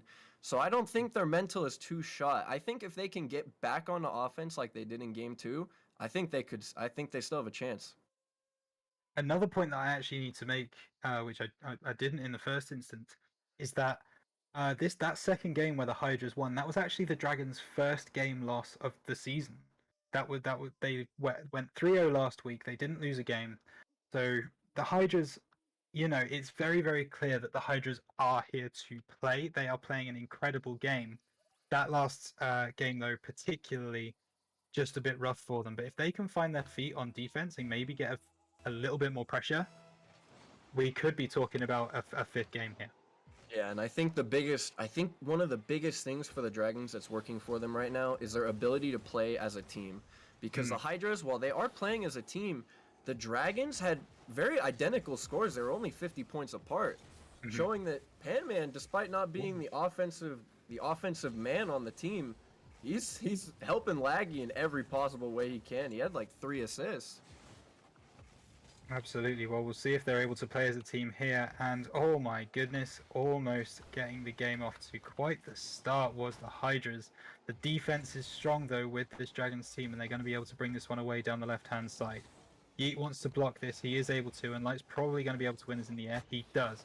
Yeet's going to be on the end of it. He doesn't quite make that one stick. Light's going to shoot for the bottom left-hand corner. Great save from Panman, but Light's going to try and keep the pressure on. Laggy Puppy's in the air. He's not got it, but he has on the floor. Yeet's going to go over the top of Laggy to keep the ball in Dragon's territory, and he is able to once again. That Yeet is absolutely a nuisance for this Dragons team. Light going to try and do the same thing, keep it in Dragon's territory. They are continuing to do that. Panman send this one up into the air. That's a bit of a interesting ball. Laggy Puppy's going to be able to get onto the end of that. Nice power on the shot, but not able to convert. The Hydras were back on defense. Laggy Puppy going to try again, try and get it over the top of Yeet. Not able to do so. That one's going in, but Light is there on the goal line clearance. Panman trying to send this one back in, but Laggy Puppy's gone all the way back to midfield, so he's not going to be able to get on the end of that. But Panman is going to be able to get on the end of his own pass and convert into the top right-hand corner. All of a sudden, the tides have turned. That was a great shot. Panman had just enough boost. He only had 34 when he went up for that, and he used just about every bit of it.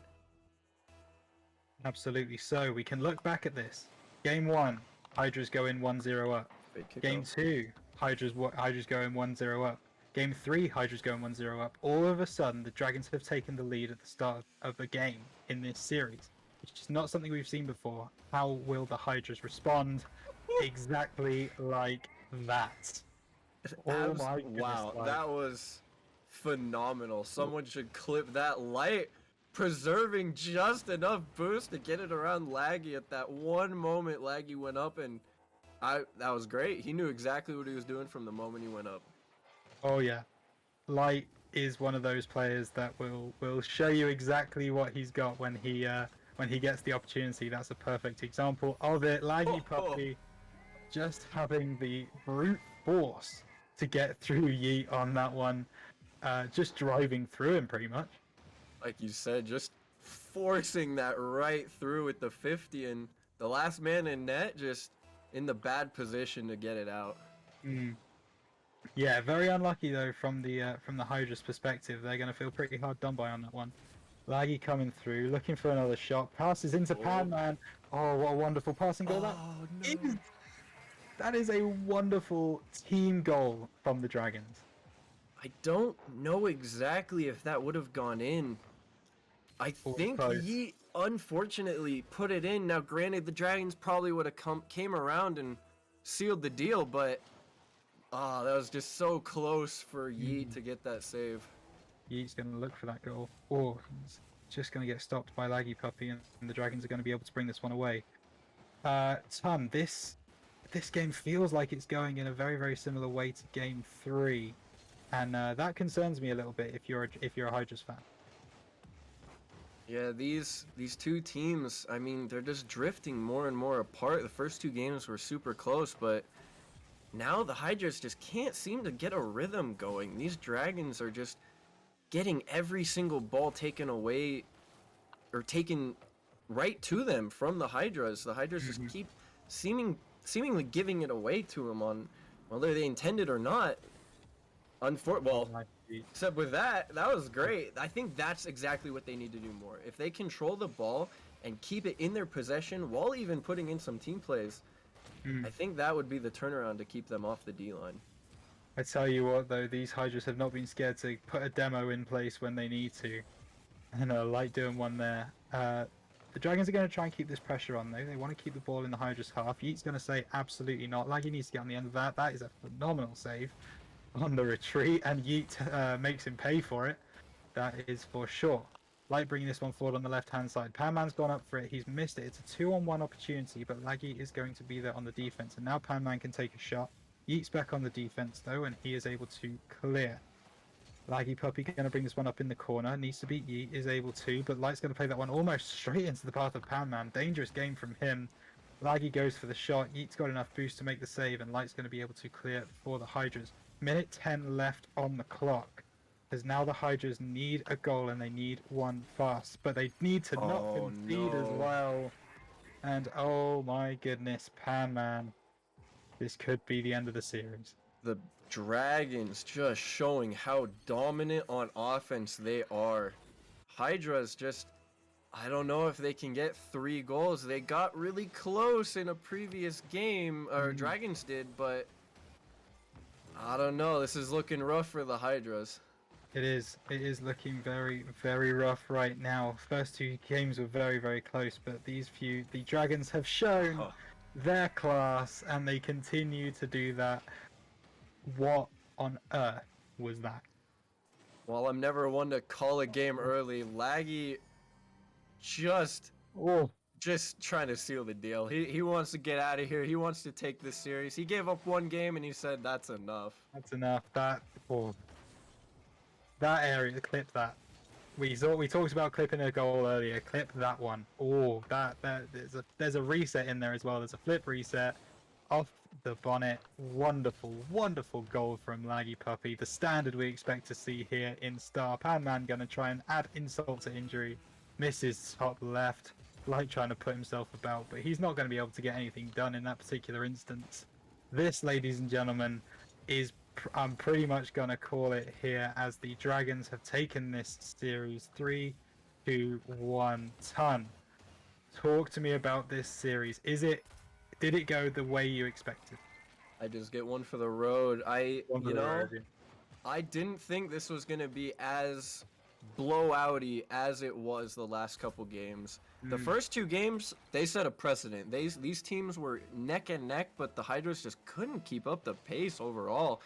They got some offense going from time to time, but the Dragons were just consistent throughout every single game. And do you think that's what the main problem was? Do you think it was the fact that the Hydras set a pace in the early going, but they just weren't able to keep up with it, and that cost them in the end?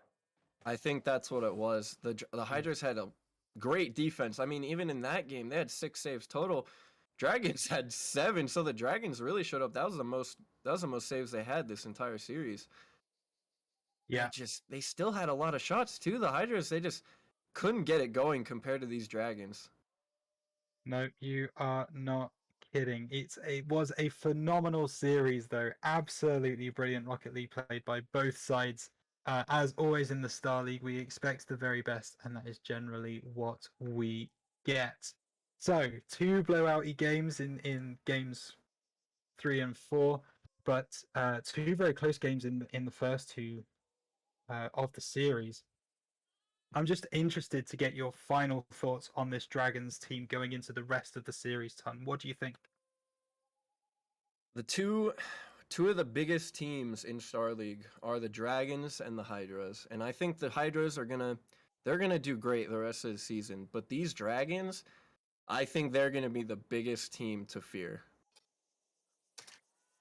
And we have just said they are going to be the biggest team to fear. They are joining us now to answer some questions. Dragons, straight up, Laggy, how are you feeling after that game, man? Feeling good. Lucky. Yeah. I just want to, I'm the team captain. I just want to come in here and say, great performance. Yeet looked a little washed. I see why he got dropped down from Star League after last season. Light, little slow. Not really getting his touches. Don't know what's going on with that guy. Great game from me, Panman, and Laggy Puppy, and that's all I gotta say. They can talk. they can talk. Thank you for allowing your team to have a discussion with us, Mocky. How very benevolent of you. Man, talk to me about those first 2 games. How they were so close. We were calling it on the casting desk. It was really, really interesting to see how those games played out. Were you guys nervous at all? Were you struggling to get in your rhythm? Definitely. I think we were trying to play it off a little bit, but yeah, we were definitely a little shaky coming out of the gate. But yeah, I think the first 2 games we just gave them way too much space. I think that was the main thing we changed going into the later games. Just tried to lock down and challenge early, and they really couldn't do anything with the ball. So. Sure, and Laggy, obviously coming off the back of a big 3-0 win last week, you get a 3-1 win this week. How do you feel that sets you guys up for the rest of this season?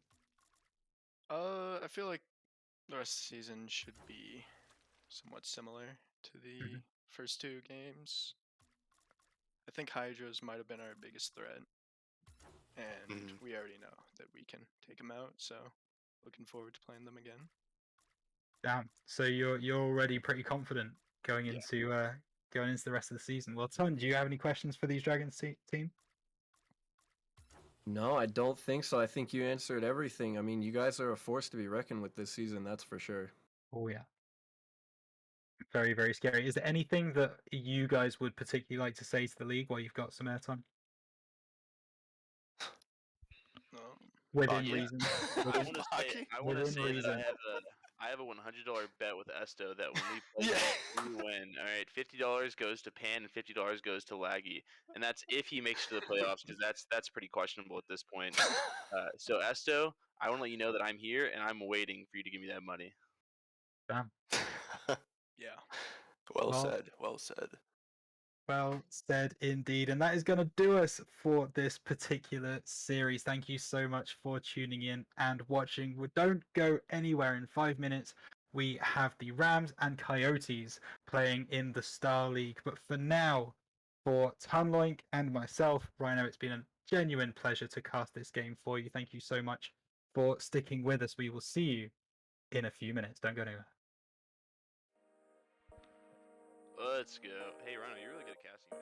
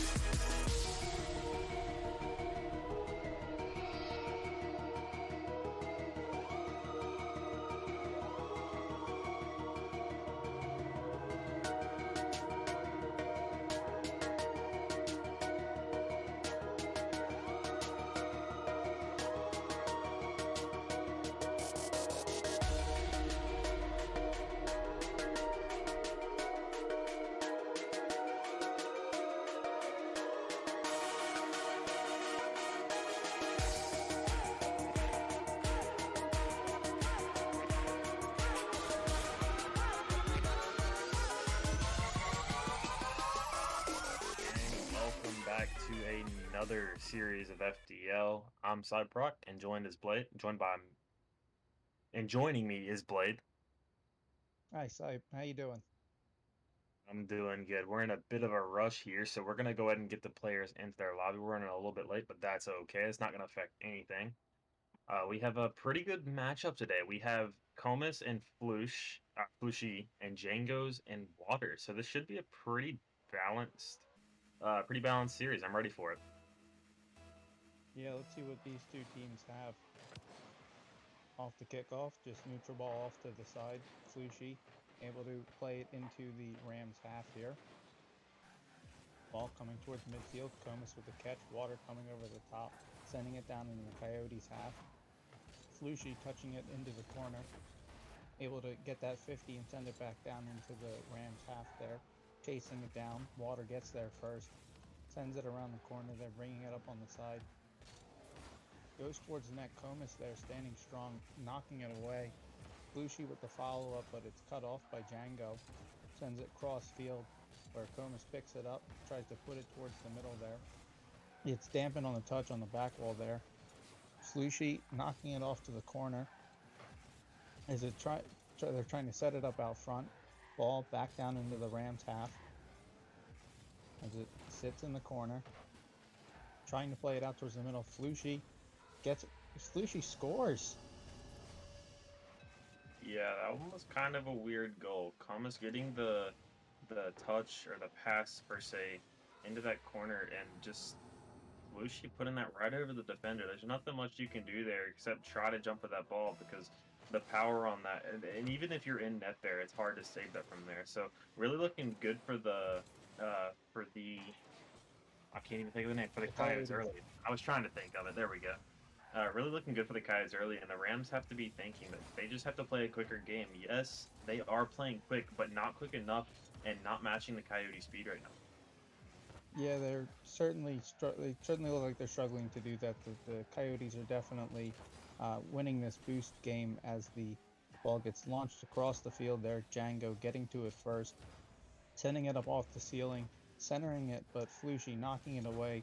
Water sends it up high towards the Coyotes net where it bounces dangerously out in front.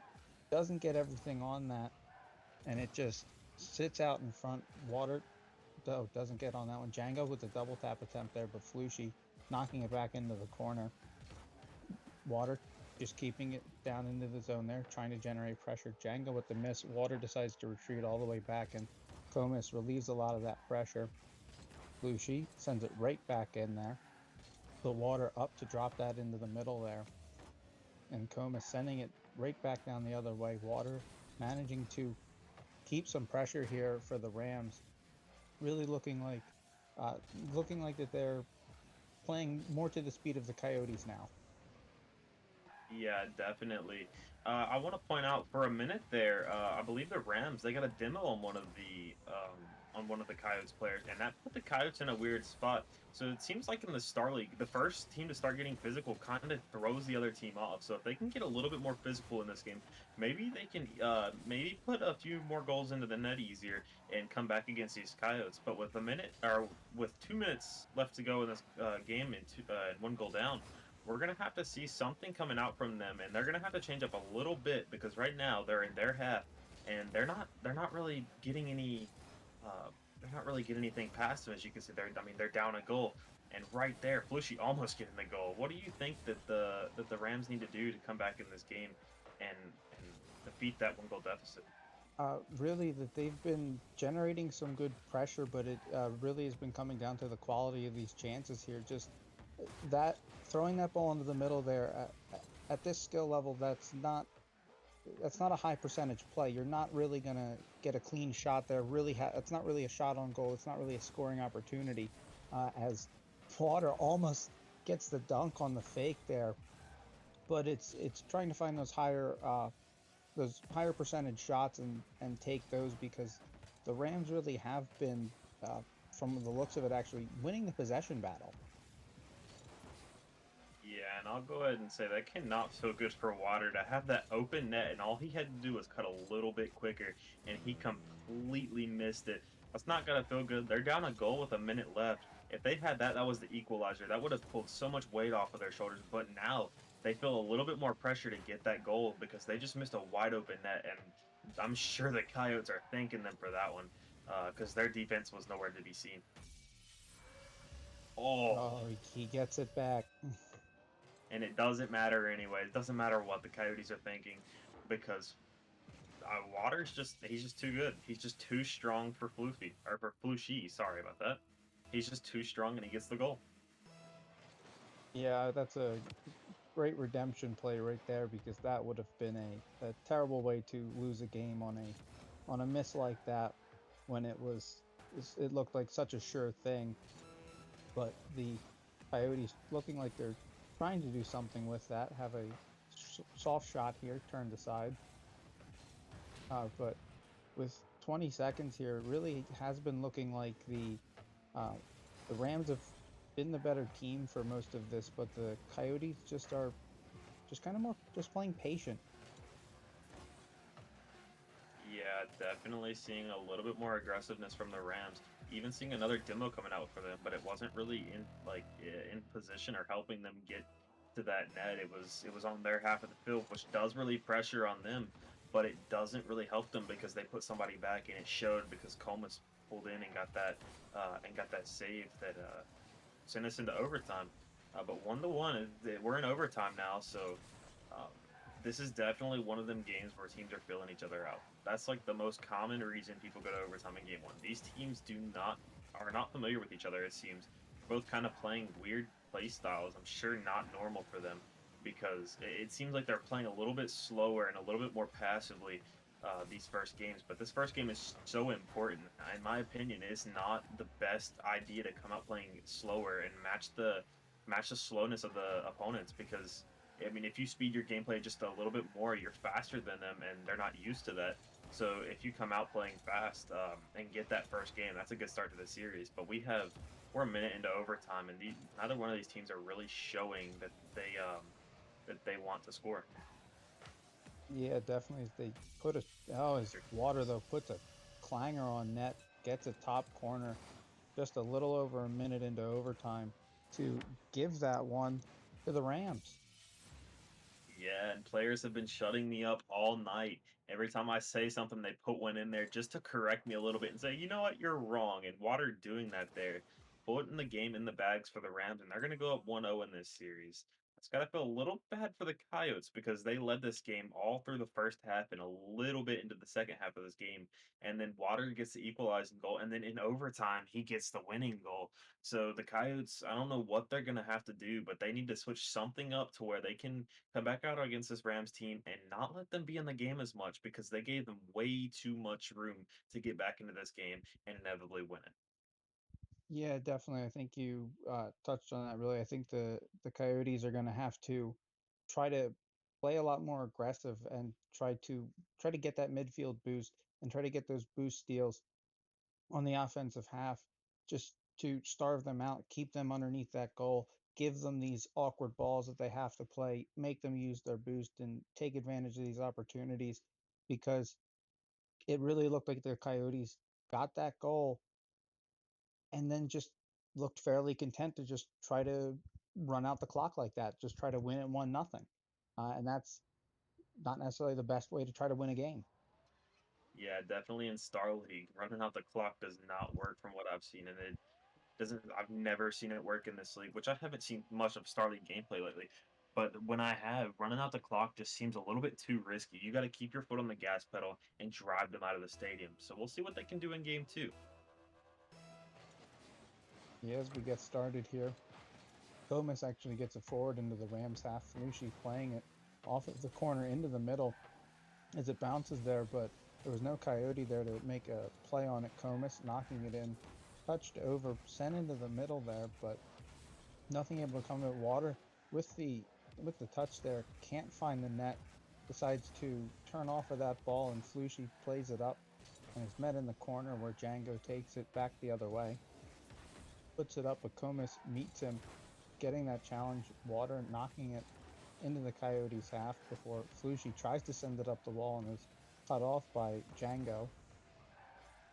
Comas just trying to find some some space to slow it down, but Water is there to cut it off again, and Django to cut it off yet again. The Rams looking like they're coming out with some solid pressure here, really not letting them have any room. Yeah, and I meant to say it last game, but I completely forgot it. A little bit more team play from either one of these teams could help a lot as well. As you've seen, the Rams were kind of passing a little bit and almost led to a goal earlier, but that it goes for the Coyotes too. They're not really passing at all. It's kind of like a bunch of 1v1s, and as you can see, the defenses for both teams are just too good for that. If you can somehow pass around their defense, give it to your teammate across the field, and put one in the back of the net, I feel like that's going to be the best game plan for one of these teams. But they just, it's hard to say because these teams are evening out right now, and their skill base is so similar that it's hard for either one of them to come through and score. As you've seen, we're halfway through this game, or no, we're close to halfway through this game. We're about 40 seconds through, or from halfway through this game. So both of these teams are playing so similar. Maybe they have to start playing a little bit more risky to either score, or that could be too risky for them, and they might think that that'll go in. So we're looking for a team to step up and say, hey, we want this more. And the Coyotes definitely need that push right now because they're down 1 in the series. The Rams have a little bit of breathing room from that first win, and that's what's so nice about getting that first win. But as we see, a attempted pass, but looking to see who's going to step up, either team or either of the 4 players who's going to step up for their team and go for this series. Yeah, Flushi tries to get a shot on net there, though. Turned it aside. Neither of these teams have really had terribly threatening shots this game, despite both being able to establish a reasonable amount of possession. But just, the defense is just too good, and these shots are not hard enough or in a good enough position, though, as that's going to be a goal there from an overcommit on the part of the Coyotes. Yeah, just an overextension from Comas. He comes up a little bit too far, not expecting the weird bounce, or maybe not expecting the whiff saved by Water, and Django's gets the freest goal of his life. I'm sure he's thanking the Coyotes for that one. I mean, how could you not at that point? They gave you the freest goal, and you put that in the back of the net. It's got to suck for the Coyotes, but the Rams are not complaining at all right now. Yeah, certainly not. It's definitely not the way that you want to get scored on, but the aggressive play style isn't. That's how it works sometimes. It sometimes you score, sometimes you get scored on, and if they keep at it, though, I think that they can make that work. It just didn't work in that opportunity there, and this is the level where you get punished just like that when you make mistakes. Yeah, putting Flushy putting Comas in a bit of a bad spot. Comas also put himself in the bad spot. He kind of drifted around and spun himself around to where he could not make that save, no matter what Flushy did. But still, the Coyotes. I mean, it might be a communications issue. It could be just jitters, like early series jitters, because we are only in the second game. But they need to step it up because if they go 2 down. If they go 2 games down in this series, it's not going to look pretty. We did see at the 7 o'clock game, we did see the Gators put up a big fight and came back. They lost the first 2 games and then won the next 2 games.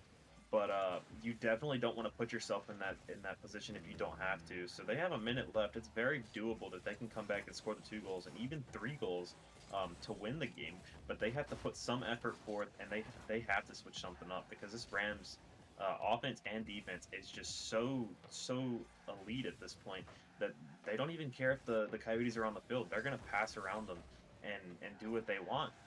So the Coyotes definitely have to switch something and get a lot more aggressive because they only have 35 seconds left in this game, and they're 2 down. Yeah, definitely. They've been getting some pressure here and there, but those are the kind of shots that they've been getting, and that's just, you're not going to score those at this level. And despite the number of shots, none of them have gone in, and they haven't been able to beat this defense as the Rams here just look like they're just trying to run this out, and Flushy just sends it across there, but with 3 seconds to go, it looks like the Rams are going to take this and take a 2-0 series lead. Yeah, it's gotta suck for the Coyotes. Their only hope now is a reverse sweep, and the Rams have to be feeling confidence as I mean as they just shut down the Coyotes this game. Last game it was pretty close as we went into an overtime and they got or Water got the pretty nice overtime goal, but this time, I mean, the Rams were just like, no, we don't even want that close of a game. We're gonna go ahead and finish this off. So for the Rams, they're gonna have to pull something out in this third game and take the Coyotes down while they have the chance. But if they don't and let the Coyotes back into this game, we've seen how lethal the Coyotes can be. So if they let these Coyotes back into the game even a little bit, it could be game or it could be a tough series for them. So looking for both teams to come out in this third game and really perform. But the Coyotes need this one bad. Yeah, definitely. And looking at this stat line, just the Coyotes outshot the Rams in that game, but 0 for 10 on shooting. So it tells you that they can get that kind of volume shooting, but the quality of it is not there. I mean, it's felt like that they just had a lot of soft shots. That they're doing the right thing, but it's just that last touch, that finishing touch, is the one that's missing right now. It's that one piece that's not getting there. They had a couple opportunities late last game where they could have scored, and they ended up putting a soft shot on, or put it into the cars on the defense. Yeah, it's just not. It seems that so the 10 shots. Yeah, I like that. That's aggressiveness, and that shows the Coyotes were trying to put shots in the net. But it seems that the Rams defense is just so strong. It's like a brick wall. So if you do not have insane placement, the ball's not going to go in. So they need to focus on taking their time, maybe just a little bit more, and figuring out how to put that ball in a more unsavable spot. So the Rams have less of a chance to save that ball, and that would put the Coyotes in a better spot. Yeah, certainly, because the Rams on the other side of that game did come away with 8 saves, and managing to get the shutout too. So it does go to show that the Rams are getting back and being in the right places at the right times to make these saves, soft shots or not, which is definitely something that the Coyotes are going to have to figure out, because they're they're not getting unlucky. Uh, they're just they're getting beat because the Rams are putting themselves in better places to make better plays. Yeah, it's definitely. I agree with 100% of what you just said. The Coyotes are just getting beat in every aspect, and it doesn't seem that they're trying to switch anything up. The Rams at the beginning, they were playing so slow that they couldn't put anything in, and they barely got that win in the first game. But second game and this game, they're playing so much quicker. So if the Coyotes want to do anything to come back in this game or come back in this series, they're gonna have to show a little something different, because if you just keep your same game plan the whole day, if it's broke, don't fix it. No, but if it's broke, you have to fix that somehow and somehow rearrange the way you're playing against these Ram teams, because they're so used to that same gameplay. If you send them the same thing, if you give a dog the same bone 3 times in a row, he's gonna know exactly what you're giving him. So you have to switch something up, even if it's a little change that could throw the Rams off completely. So we'll see what they do in the last half of this game, and we'll see if they can somehow pull this win off against the Rams.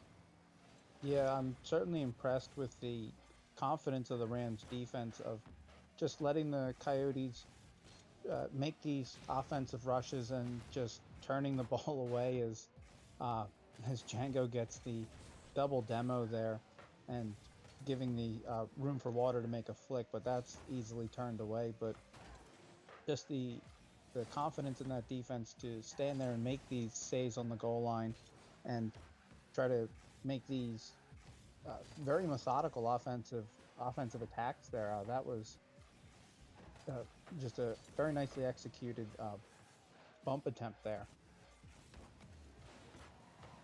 Yeah, I'm liking the way the Rams are playing this. They're only going for stuff, and Ooh. Bushy shuts me up real quick. Um, but as I was saying, I like the way they're playing a little far back.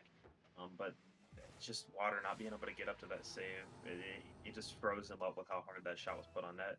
So that's got to feel good for the Coyotes at this point because they struggled all game, even getting the ball in the Rams half, and there they placed the ball, and that's what I was saying, elite ball placement. They put that right where Water could not even react in time to even think about jumping. So that I'm sure they're happy about that because they have struggled in games 2 and 3. Yeah, when I say trying to find a finishing touch there, that's a finishing touch.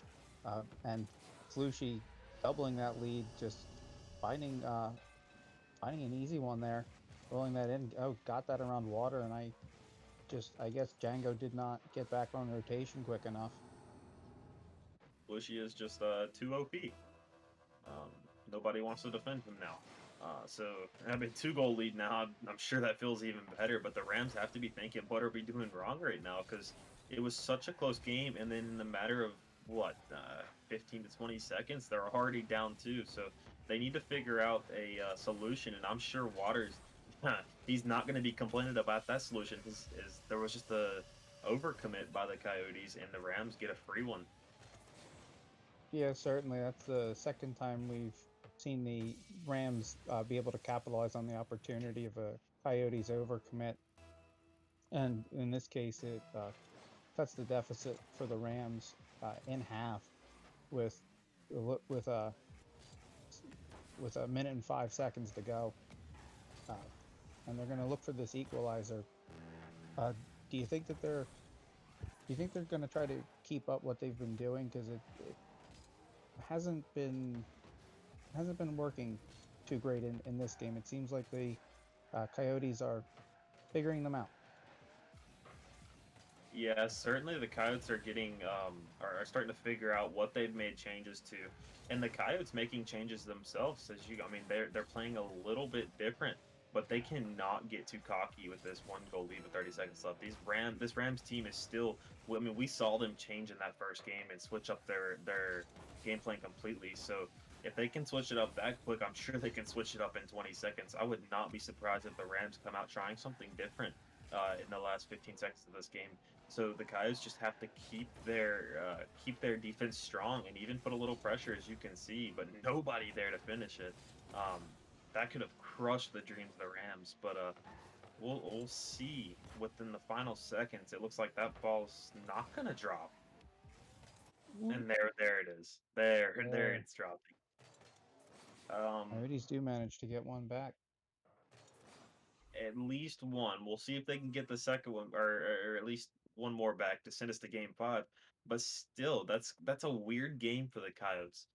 They got 2 early goals, and then they let the Rams score one more time, putting way more pressure on their shoulders that was unneeded. But still, coming out with that first victory of the series, maybe this is all they needed to get a spark going and start catching fire and come back against this Rams team.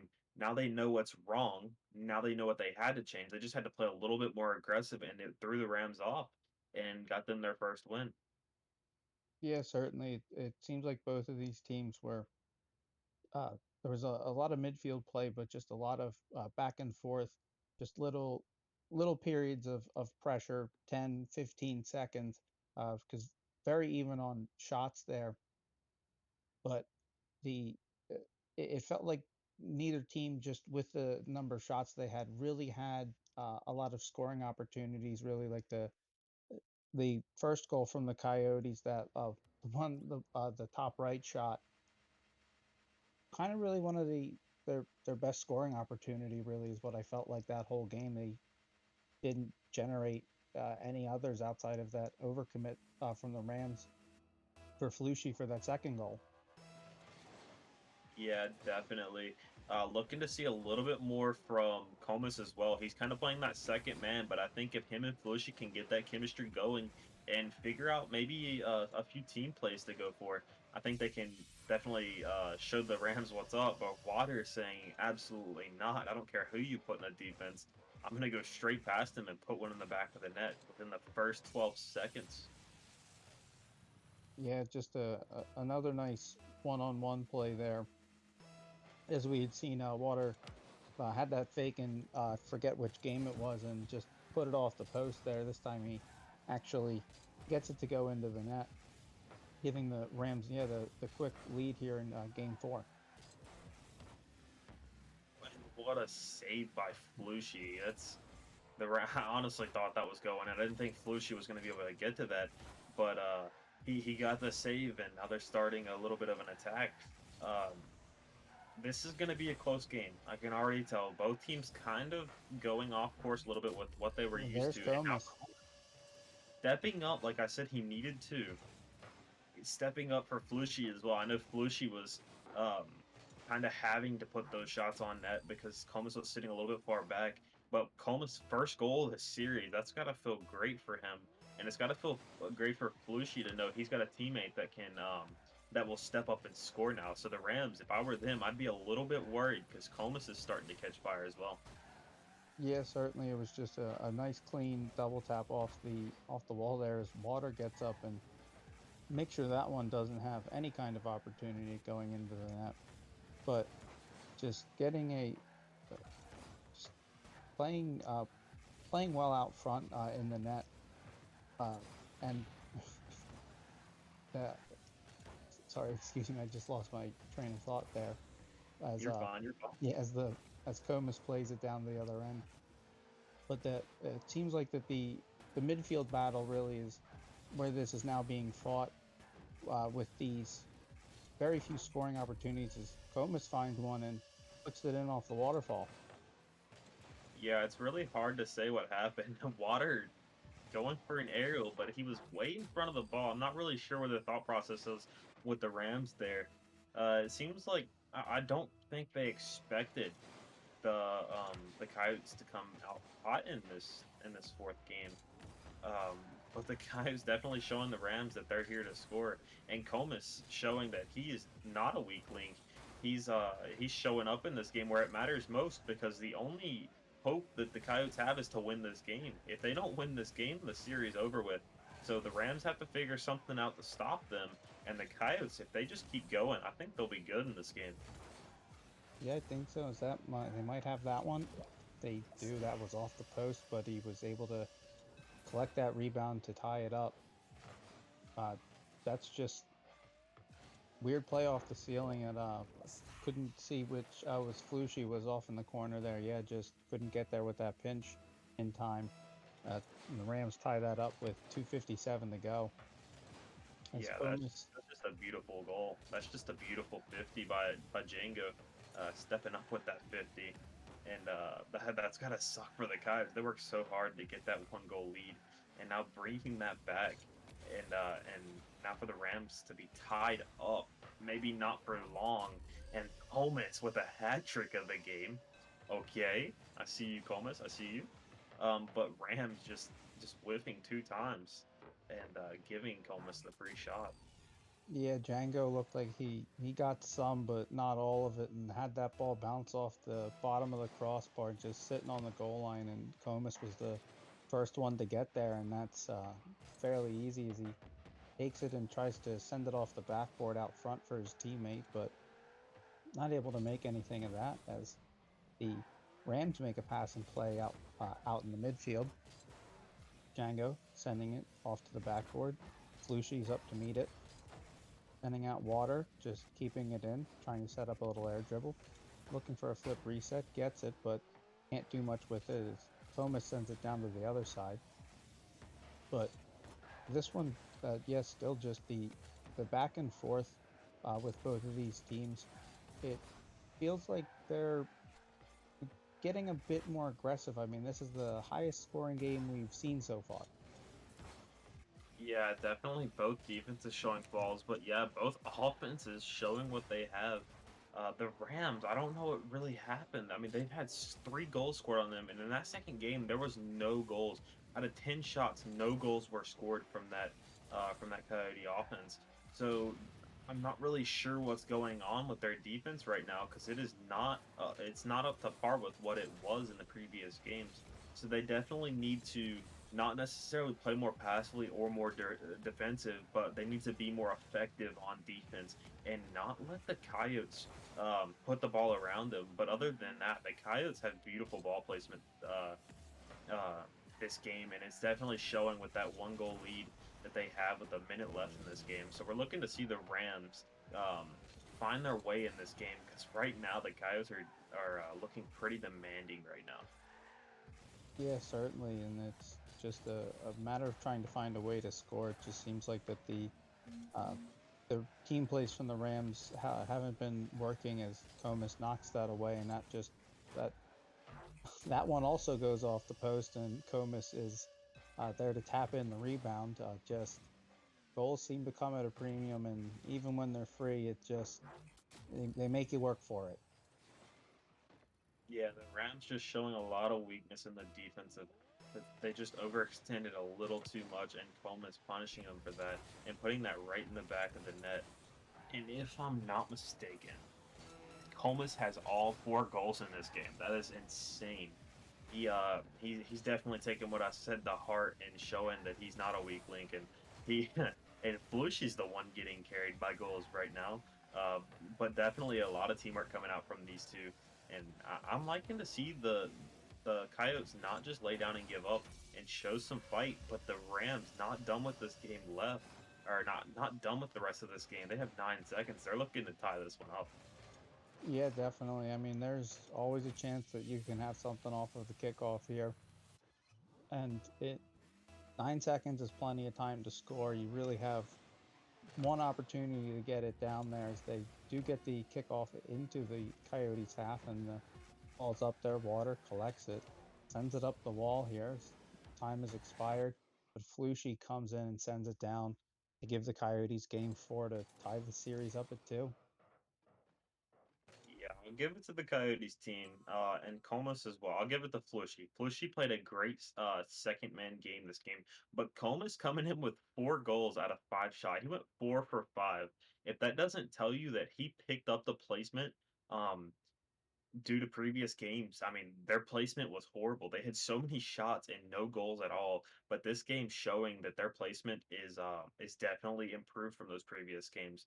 Going 4 for 5, and even Flushy getting 3 shots off. His placement as not as effective, but those two definitely picked it up as a team and started playing more like a team. Now, as for the Rams, I'm not really sure what happened over there. Both shooting 50%. So they just have to pick up the team play. If they can pass around this Coyotes defense, as I said in the first few games, when it really was still a close games and still was a close series, they have to pick up the passing plays and pick up the physicality if they even want a chance of coming back into this game. Yeah, certainly, and I mean it's worked twice, and it could possibly work again. But uh, Django has shown a penchant for demos in this game, and Water has shown that he has quite a good 1v1 skill set, making a lot of fakes, so converting on half of those good attempts there. But even just trying something like that, it can be fairly aggressive. But send Django up, try to get that demo, and just leave it for, to leave a 1v1 for Water. Yeah, definitely. The Rams, they've shown they're so good at changing their game plan on the spot, but can they do it again to the point where the Coyotes will not be able to stop them by any means? And as Django puts one in the back of the net, that's got to feel good for them, because they struggled to score in that last game, and to put one in the back of the net that early with 27 seconds gone in the game, to put something in that early, that's got to feel good for them to get a good start in this game. And the Coyotes, it's hard to say what they're thinking right now. Maybe they're more motivated and confident in this game, even though they had that goal scored on them, or maybe they're worried a little bit that the Rams are scoring this early. That could be a threat. Yeah, definitely. It was just it looked like it was Flushy just missed the flip, didn't get exactly what he wanted there, and missed the ball, and that's what created that opportunity. And just it's not even a big mistake. Just that's what can get punished at this skill level here. But as Flushy had a almost dangerous moment, but confidently played that off into the corner there. But it's just trying to prevent those little moments, as Comas not able to find the angle on that, and the Coyotes definitely being able to develop these opportunities, but not finding these finishing touches again. Yeah, definitely. The Coyotes, they're showing a little bit more of better gameplay. Says Oh, Flushy. dirty shot from Flushy. But Water carrying that one straight down into Flushy, that cannot feel good. He passed that straight to him and set up Django in the worst spot possible. What can you do there? But it's not completely horrible for them. They scored that early goal, which was kind of their insurance for something like that to happen. So it's still tied with 3.5 minutes left to go. Um, it's good. It's nice for the Coyotes to get something like that, but they have to play a lot more aggressive and a lot more like they just did to get that goal if they want to score more against this Rams defense and ultimately come back for the reverse sweep. But for the Rams, they have to figure something out on defense and play a lot more aggressive on offense if they want a chance against this Coyotes team. Yeah, certainly. And for the Coyotes, that this aggressive play has converted for quite a few goals, but has also cost them a few goals. And I definitely think as Fomus just looked like, I think he had a 50 there. Oh no, yeah, he went up and won that 50, and that just ricocheted off the ceiling into the net, give the Coyotes the lead. They like to score at the bad times when we're casting. That's not really polite. It's kind of rude from Thomas there, but I'm sure he's not complaining at all. They're up 1 goal on the Rams, which we weren't really expecting. We were expecting the Rams to come out and do better in the fifth area in Game 5. So for the Coyotes to come out and lead this game is definitely a statement. So we'll see what both teams can do. As Water got a demo.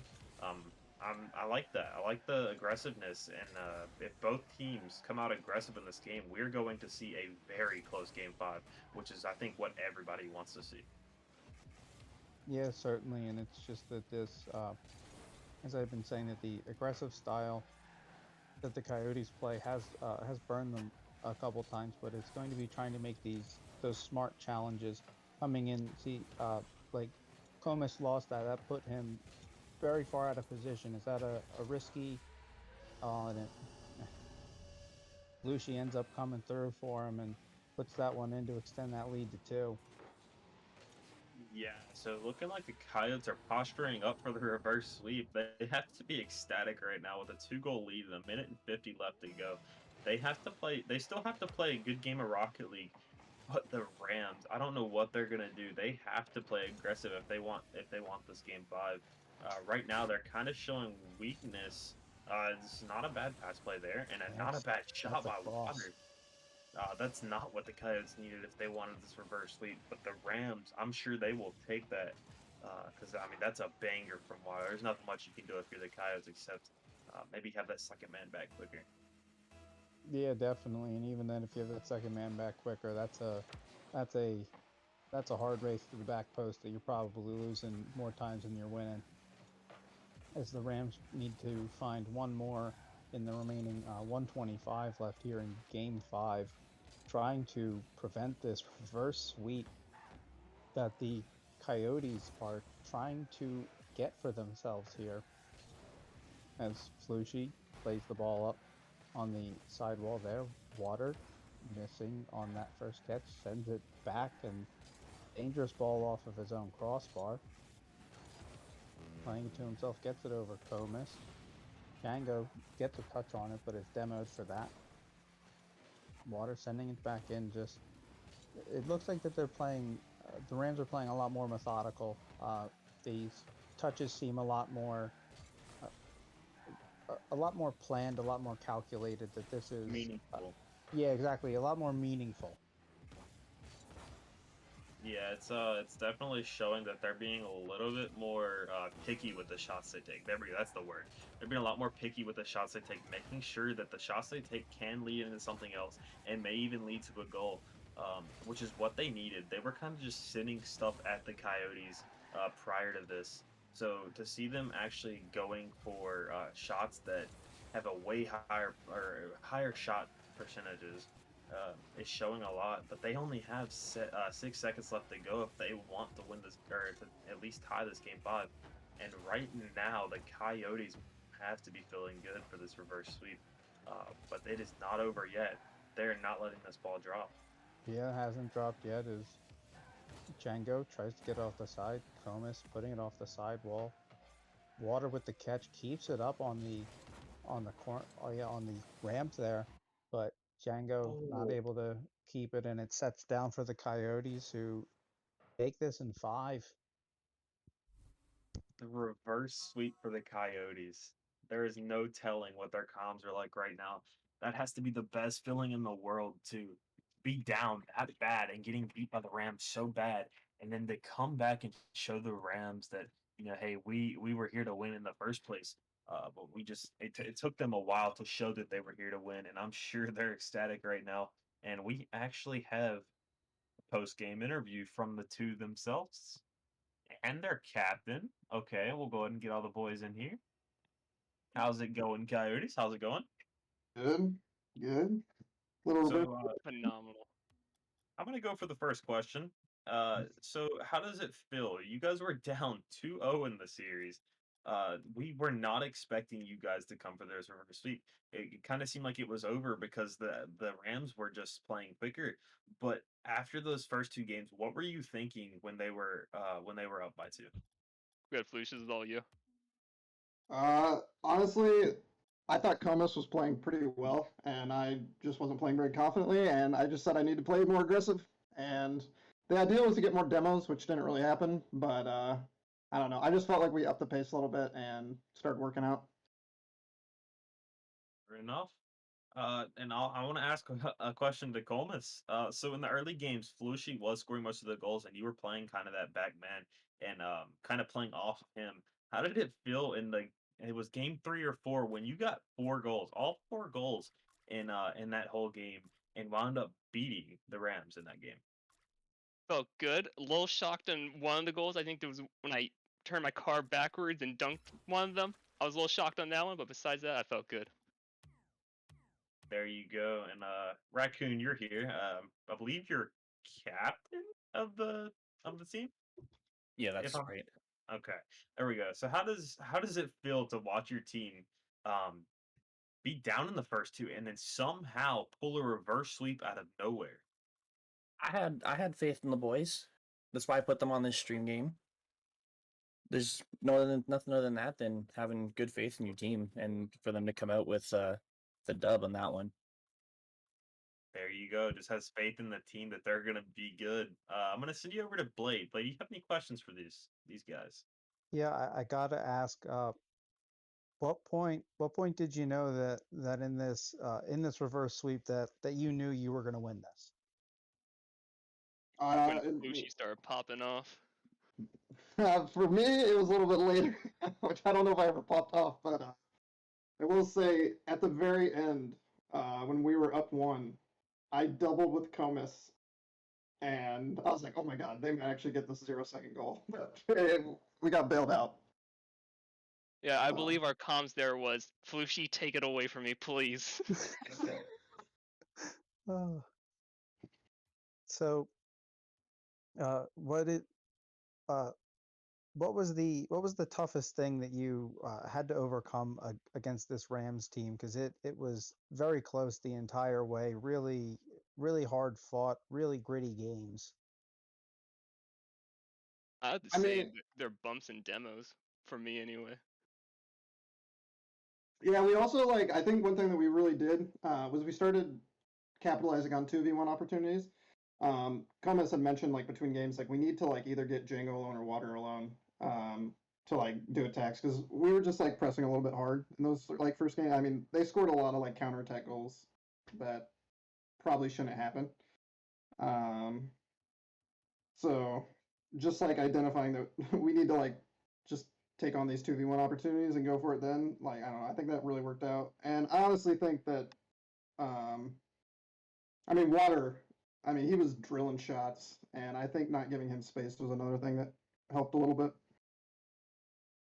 Yeah, certainly. I don't have any more questions for you, but I do want to give you the opportunity. Do you have anything else you'd like to say? Anyone you want to shout out? Any trash you want to talk? Flushy, I'll let you go first before I start. Shout out Durr, buddy's watching. Gonna be on Rust soon. Shout out Rocket for being there and giving us props. And thanks for Comus. He was hyping me up whenever I did something good. I was a little bit nervous. Yeah. It was my first game in this league, so that's all I Alright, got. well, for me, on our side of things, I'm calling out the Hornets. I want Bondo and Brother week 8. I want both of you. See you Then there. on the other side of things, Unicorns, I want you in the grand finals. Let's go. Bring it. Big call outs. Not taking anything lightly. Coma's going for all the smoke in the league. Holy cow, picking out the Hornets as well. I believe that's all the questions we have. We have another game at 9 p.m. in exactly 9 minutes. We're gonna have. Oh wait, no, at 10 p.m. Sorry, my memory is not serving me well right now. We have a game at 10. The Elite Vipers versus the Elite Monkeys. So we'll see you guys then, and thanks for watching. Thank you.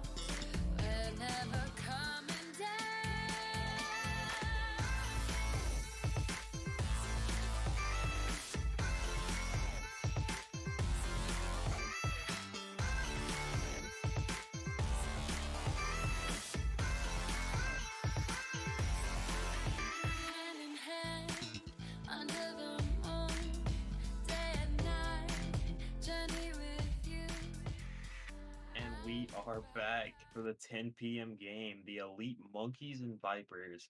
I am Cyproc, and I'm joined here by Blade once again. Hi, Cyproc. How you doing?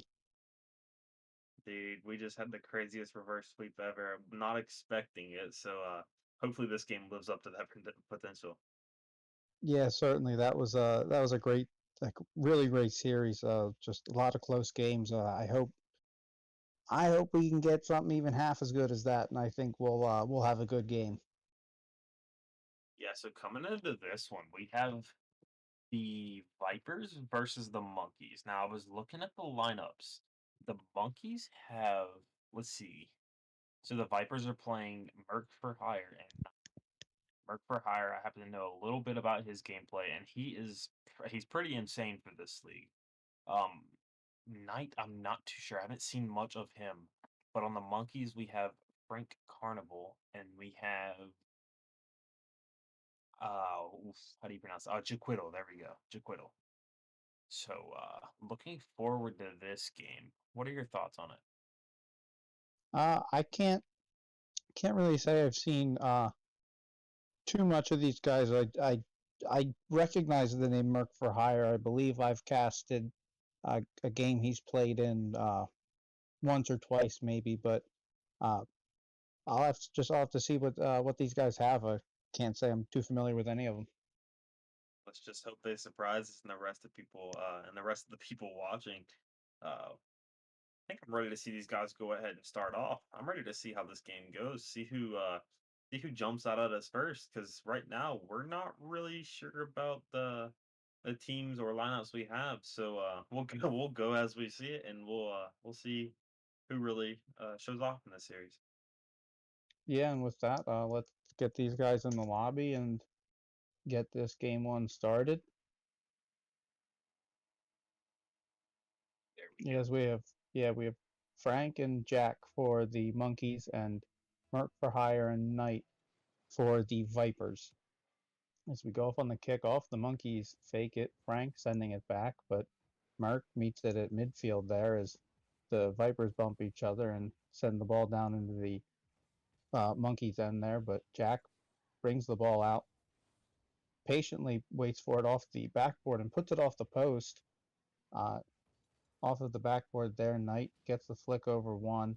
Merc with the demo there only has Jack to beat. Can't beat him there, but the follow-up from Merc puts it in, giving the Vipers a 1-0 lead.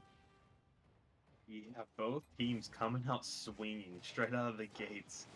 The Monkeys almost getting a goal of their own right before this counter attack, but the Vipers, their defense holding up just enough to where they can get a counter attack and put one right around Jag and get the 1-0 lead with 30 seconds left with 30 seconds into this game.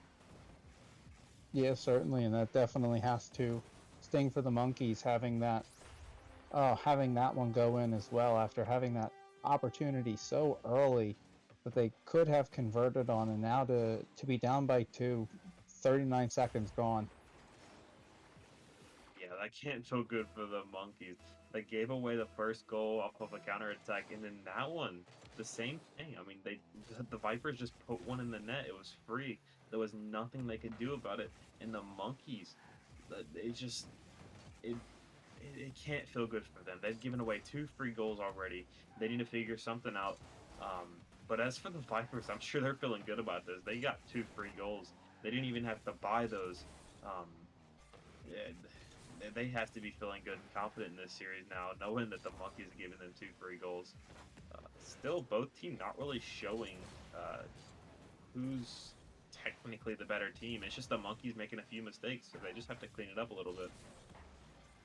Yeah, certainly, as they they've been able to generate pressure like they've shown here and are able to cut this ball off in the midfield and win these midfield battles, but they send that out front, and Merc for Hire puts that in the far corner, gives them a 3-0 lead, and Frank just looks like he misplayed it off the top of his car, and Merc was in the right place there to capitalize, and it's those little mistakes, just cleaning those up there, playing pretty well, getting pressure, not really generating the shots just yet, but Frank generates a shot and scores right there.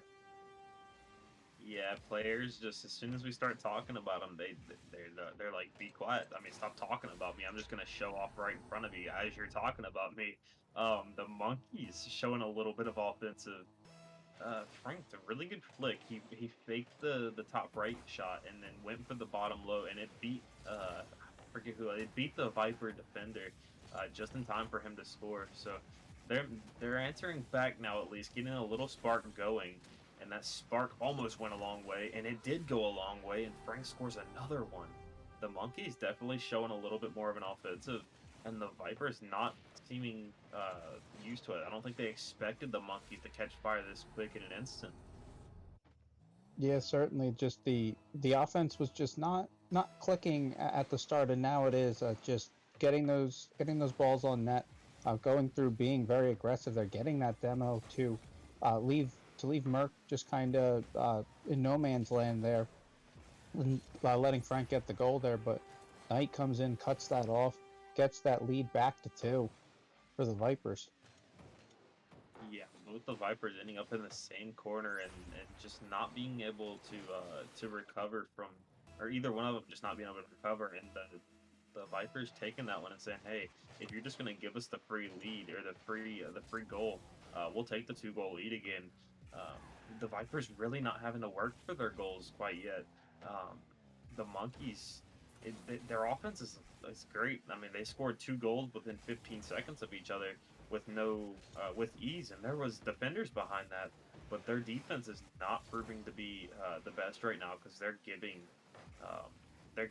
the Vipers all of their goals, and the Vipers aren't having to work for it. I'm sure they'll take a free win, but the monkeys have to do something, because I mean, it's pretty clear no team really wants to give the other team a free win. So we'll see what they change here in the second half of this game to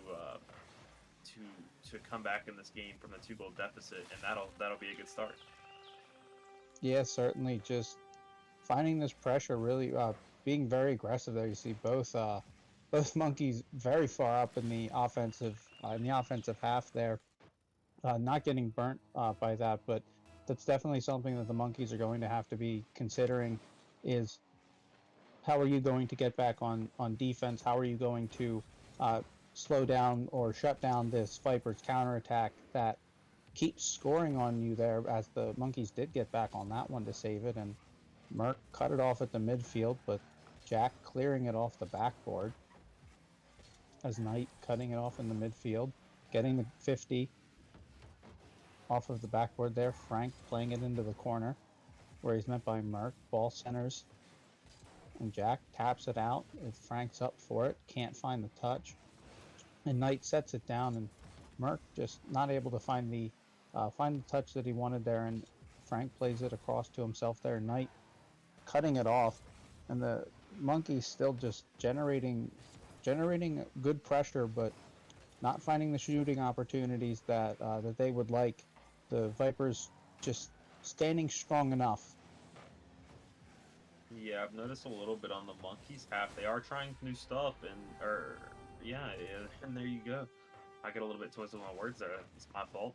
But the monkeys definitely will take that one. Knight getting a weird clear and Merc going a little bit too far, and leaves that back post undefended, which is what you never want to do. That hurts, because even if he backflips there, that ball's still going, and that ball was a banger behind him, and what can you do there? But we're seeing a tie game. What looked like it was going to be a pretty crazy game for the Vipers, because they were given those first 2 goals, and we weren't sure how the monkeys were going to react to that. And I believe they had a 3-goal deficit at the beginning, but I'm not sure. I'm not sure if I'm fully correct on that. Anyways, we weren't sure how the monkeys were going to react to being down by that big of a margin, and it shows that pressure didn't really affect them, because right now we have a 4-4 game with 30 seconds left played. I'm not sure what you're thinking on this, but this is going to be a good series. Yeah, I'm thinking that. I'm thinking if the monkeys are with this aggressive play style, if they're going to be scoring the next goal, or if that's going to be what's causing them to get scored on, is Frank tries with a gentle flick over the top of one of the Vipers and can't find it, as we come down in the last 12 seconds here, and that's off the crossbar, off the post. Can't find it. 2 touches, 2 times off of the woodwork. That would have been the game winner there, but Jack has one more opportunity and converts it and scores. The the 0 second. I can't speak English today. Played. It's not coming to me. Yeah, with the 0 second goal. There you go. The 0 second goal from Jaquittle. That's got to feel good for the Monkeys because they whiffed that one free goal. I believe it was Frank who missed that free open net for the win, and that would have hurt for them to go to overtime. And maybe even if the Vipers got something together in overtime and won that, that would have hurt so bad. But Jaquittle coming in clutch for his second goal of that match, coming in clutch and putting that 0 second goal in to win them this first game. Yeah, certainly, and it really just goes to show there that the shot totals, Monkeys putting up 12 shots and the Vipers putting up 7, and there's something to be said with the Vipers going 4 of 7 on shooting, but the sheer volume of shots by the Monkeys, if you're taking 12 shots, that ball is not spending a whole lot of time down in your half. If you're playing, if you can play offense that well, but this aggressive play style, obviously, the cost of it is those 4 goals that they let up. Yeah, definitely the Vipers having better placement with their shots, but the Monkeys just overloading the Vipers with a shot. I guess that's what's winning this game in this Expert League series. So we'll see what do you think the Vipers come out to do, because they had that 3 goal lead. How do you think this is sitting with them with or I can't even think, with the Monkeys coming back in that game? How do you think the Vipers are going to deal with that, because they were up 3 goals to 0? Something's got to be going through their head. They have to switch up something if that comeback's even a thing. Yeah, they just need to relax. This Monkeys offense is very aggressive, can be very overwhelming. You get caught underneath your net, you're sitting there low boost. It's just trying to pick up those little boost pads out front, just trying to weather that storm and just hold on, because this aggressive Monkeys offense is definitely going to leave lots of opportunities for quick counterattacks, as Jack, though, gets it around the Vipers and puts in an early one to give them a 1-0 lead. Yeah, it's gotta hurt for the Vipers losing that first game, that comeback coming against them, and then for the Monkeys to score one there. They need to figure something out, because they've had quite a bit of unanswered goals in this series. So for them to lose that goal, or for them to lose a goal that soon, that cannot feel good for them. The Monkeys, they're striving right now. They carried that momentum that they got from that comeback in game 1, and they're carrying that into this game, as you can tell with that first goal, but not carrying it for long, as Knight's tired of us talking about the Monkeys, and he says, talk about the Vipers just a little bit more, at least for now, because I'm putting that one top bins. He's definitely not having this. Yeah, it looked like Frank, that just wasn't the complete touch that he wanted there, and it just left a free shot for Knight. And the midfield there is that going to find it? No, it's just going to find the post there and roll up the backboard. Can't find the rebound, but Frank finds the third attempt there and puts that one in to give the Monkeys a quick return to the lead. Yeah, Knight got that really weird read. I hate having those reads when it's off the backboard, but it's off the actual backboard. It's not on the wall, so you have to make a weird turn in the air, and it's just really not easy to turn there. And even Jaquittle not making that first open net, you wonder if that messed with him a little bit before Frank scored. But Frank inevitably being there for his teammate, even if his teammate could not put in that open net, he was there to finish that off and give them a 1-goal lead again with 3.5 minutes left in this game. Yeah, certainly, and just Frank being there, I expected him to be there. It's been this aggressive play style from the Monkeys, is that they are just crashing the net like that. Put a ball on and just go at it, because maybe they're not expecting the second man to commit like that. And that's going to surprise them, going to catch them off guard, and sometimes that's better than being good, is making them be surprised, catching them, making them panic. as the Monkeys almost get another one there, but Knight takes it down the other way, wins that 50, puts it in the middle, but Jack clears it off into the corner though, but the Monkeys still just fairly dominant, possessing the ball in their half even, and in the midfield and in the offensive half, just doing a great job at controlling it and forcing the Vipers to give possession away. Yeah, definitely. The Monkeys looking very solid in this game, and I agreed with what you said earlier about maybe them not expecting that second man, because if Jaquittle, how do you say it? If he goes for something early, you don't really expect that second man to risk something just like that. They didn't really expect him to go for it, and he did. But giving him the free goal. But if the first man commits, you don't expect that second man to go for it. You expect him to sit back a little bit and not really do much, and wait on that attack. But them throwing them off, but this time it doesn't work out for him. The Vipers get the easy goal. Yeah, and it looked like Jack hit Frank, and then looked like Frank just had a little bit of trouble on a recovery there. May have been bumped by another Viper. I don't know if he would have had a chance to get back, but that would have been the reason why there was no Monkey defender back there on that rotation. As Merc puts it into the corner where Knight is, but Knight decides not to touch it, leaves it alone for Jack to play it forward, playing it into the midfield, putting it up for Frank, trying to put a shot on, sends it a little wide. Frank getting that corner boost steal, but Merc knocking the ball across the field there. Knight up for it, but Jack winning that 50. Knight on the backboard again, deciding not to touch it there, as Merc trying to keep this in the offensive half here, and can't do that as Knight catching it and returning it down to the Monkeys half here, putting a touch on, but Frank getting enough to send it wide. As the Vipers are starting to show a little bit more life now, a little bit more sustained offense, and looking a little bit better at handling this Monkeys offense too.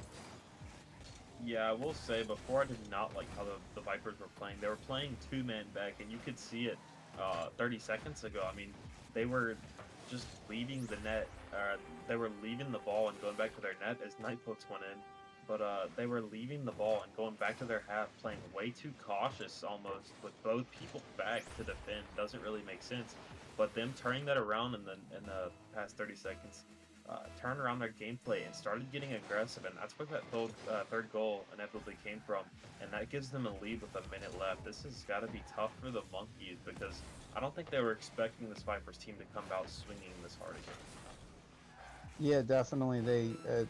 The Monkeys definitely had the control on this, and all of a sudden it looked like the Vipers just flipped the switch and decided to play their game, decided to beat the Monkeys to these balls as Knight does so in the midfield, but to develop this pressure and to a degree, not necessarily punishing the aggressiveness of the Monkeys, but just beating them on defense, developing that pressure in the defensive, developing the pressure in the offensive zone and finding the scoring opportunity, not necessarily needing to beat them on a counterattack, as the ball drops there to give the Vipers the win, tying the series up at 1. Yeah, and I think the 1-1 series was something. I don't know if we were really gonna. I don't think this was predictable in per se. I think we thought this game was gonna be a little less close, but we're definitely up for this series, because I believe both games have been 1-goal deficits, if I'm not.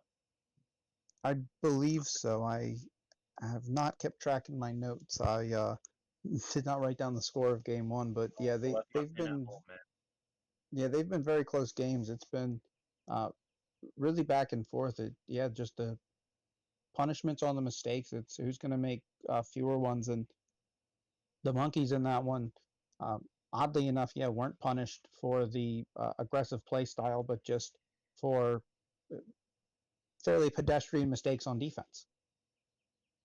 Yeah, and I wasn't even paying attention to it, but Knight showing up this game with the hat trick. Um, like one person scoring all of their goals, but you can tell that Merck definitely put some work in, and those two started working as a team, and I really like that. I think in this game, whoever starts working as a team, um, as in most games, but this one, both teams, like previous series, are playing so similar, like nothing really goes in, because you don't give in to what you're doing.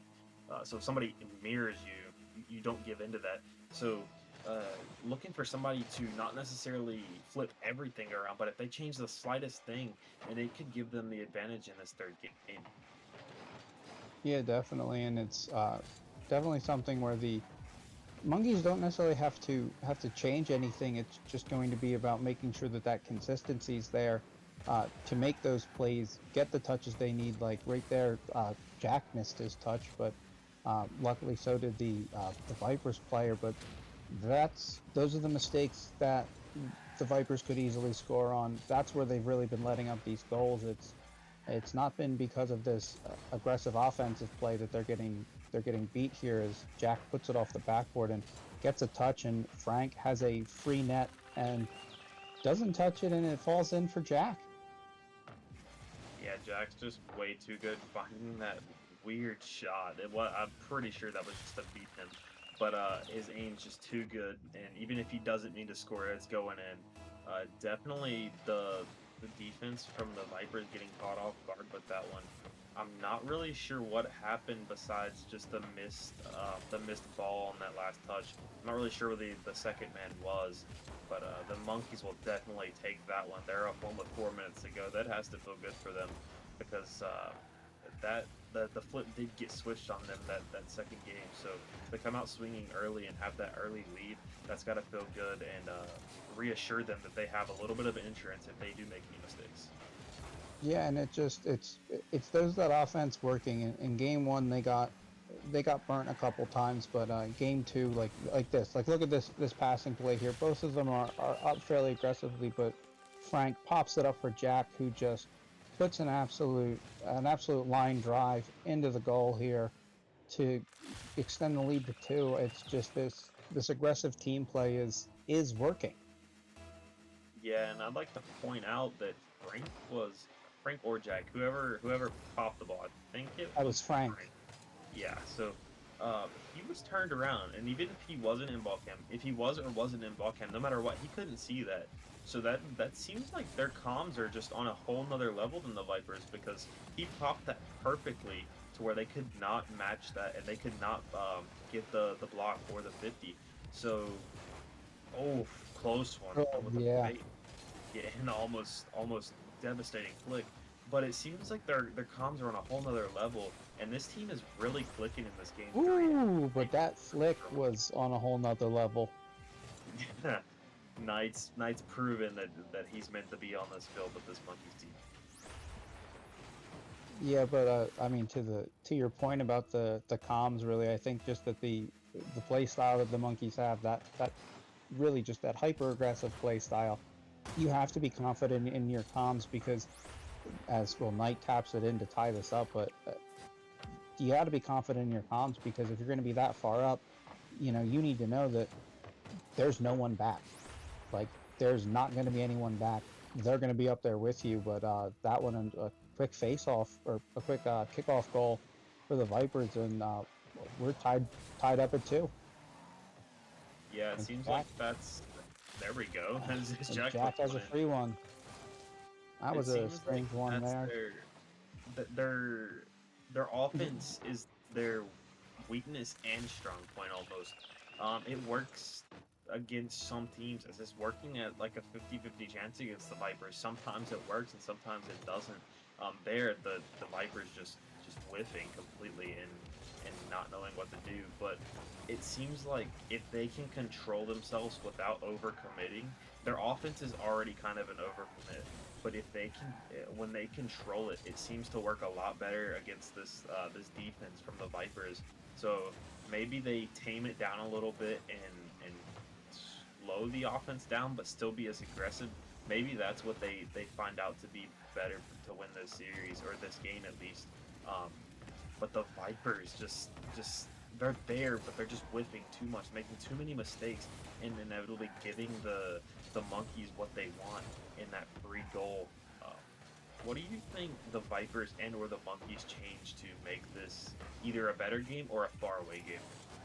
I mean, really, the way that the Monkeys look, I think that they're playing very well. Yeah, and I mean, I would have to agree with your point of slowing it down just enough, but really just more so, yeah, in a way to maintain possession. As Knight is going to get a 50 and deflect that one in. I think that's his third. I think he's had all three for the Vipers. Yeah, on this that's one. the hat trick, second hat trick of the series.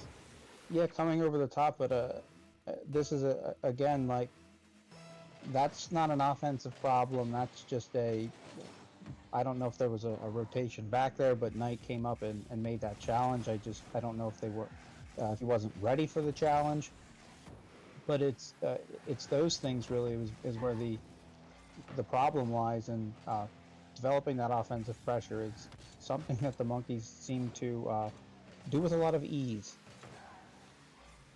Yeah, definitely, and yeah, that goal that was just put in was it was either a lack of communication or something, and that's another lack of communication. Holy cow, what a shot from Knight!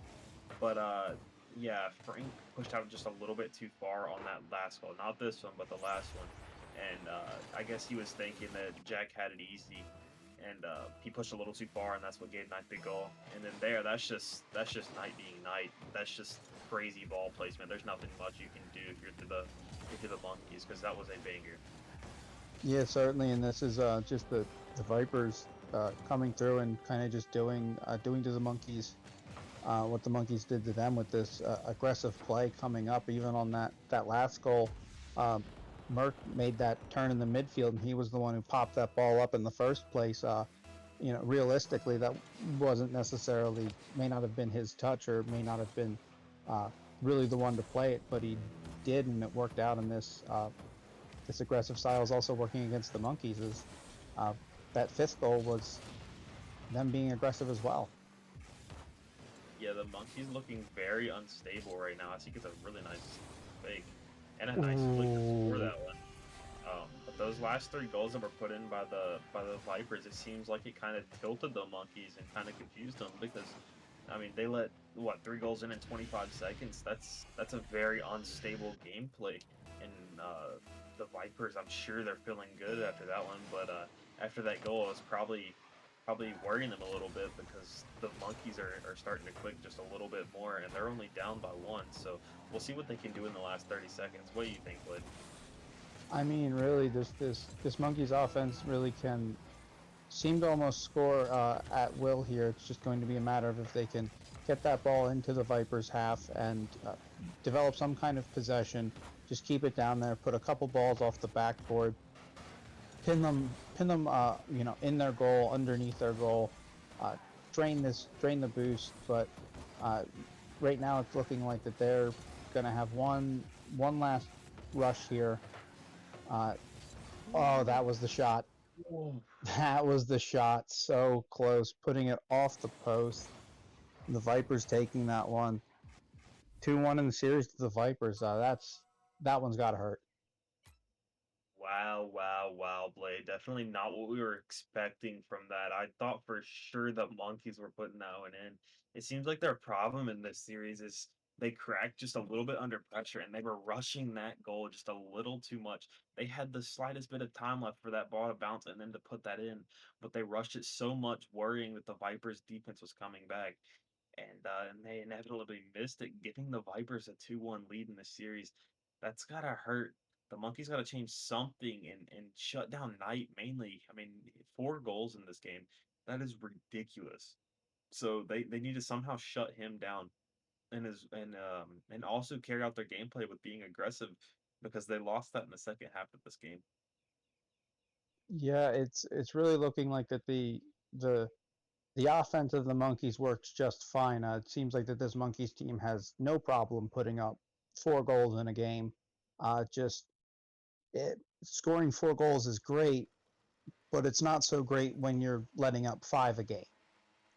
So it just seems like that the defense, needs to do a bit more. I believe that the Vipers had 5 goals on 6 shots in that game, and neither of the Monkeys players had a save. But not much more can be said for the Vipers, who only had 2 saves on their part. So the more defense really is, I think, is who's going to win this. Just who can get those couple saves that are going to just, literally just prevent that ball from going in the net. Because if you're going to have to score 4 to win, you can't let the other one get to 4.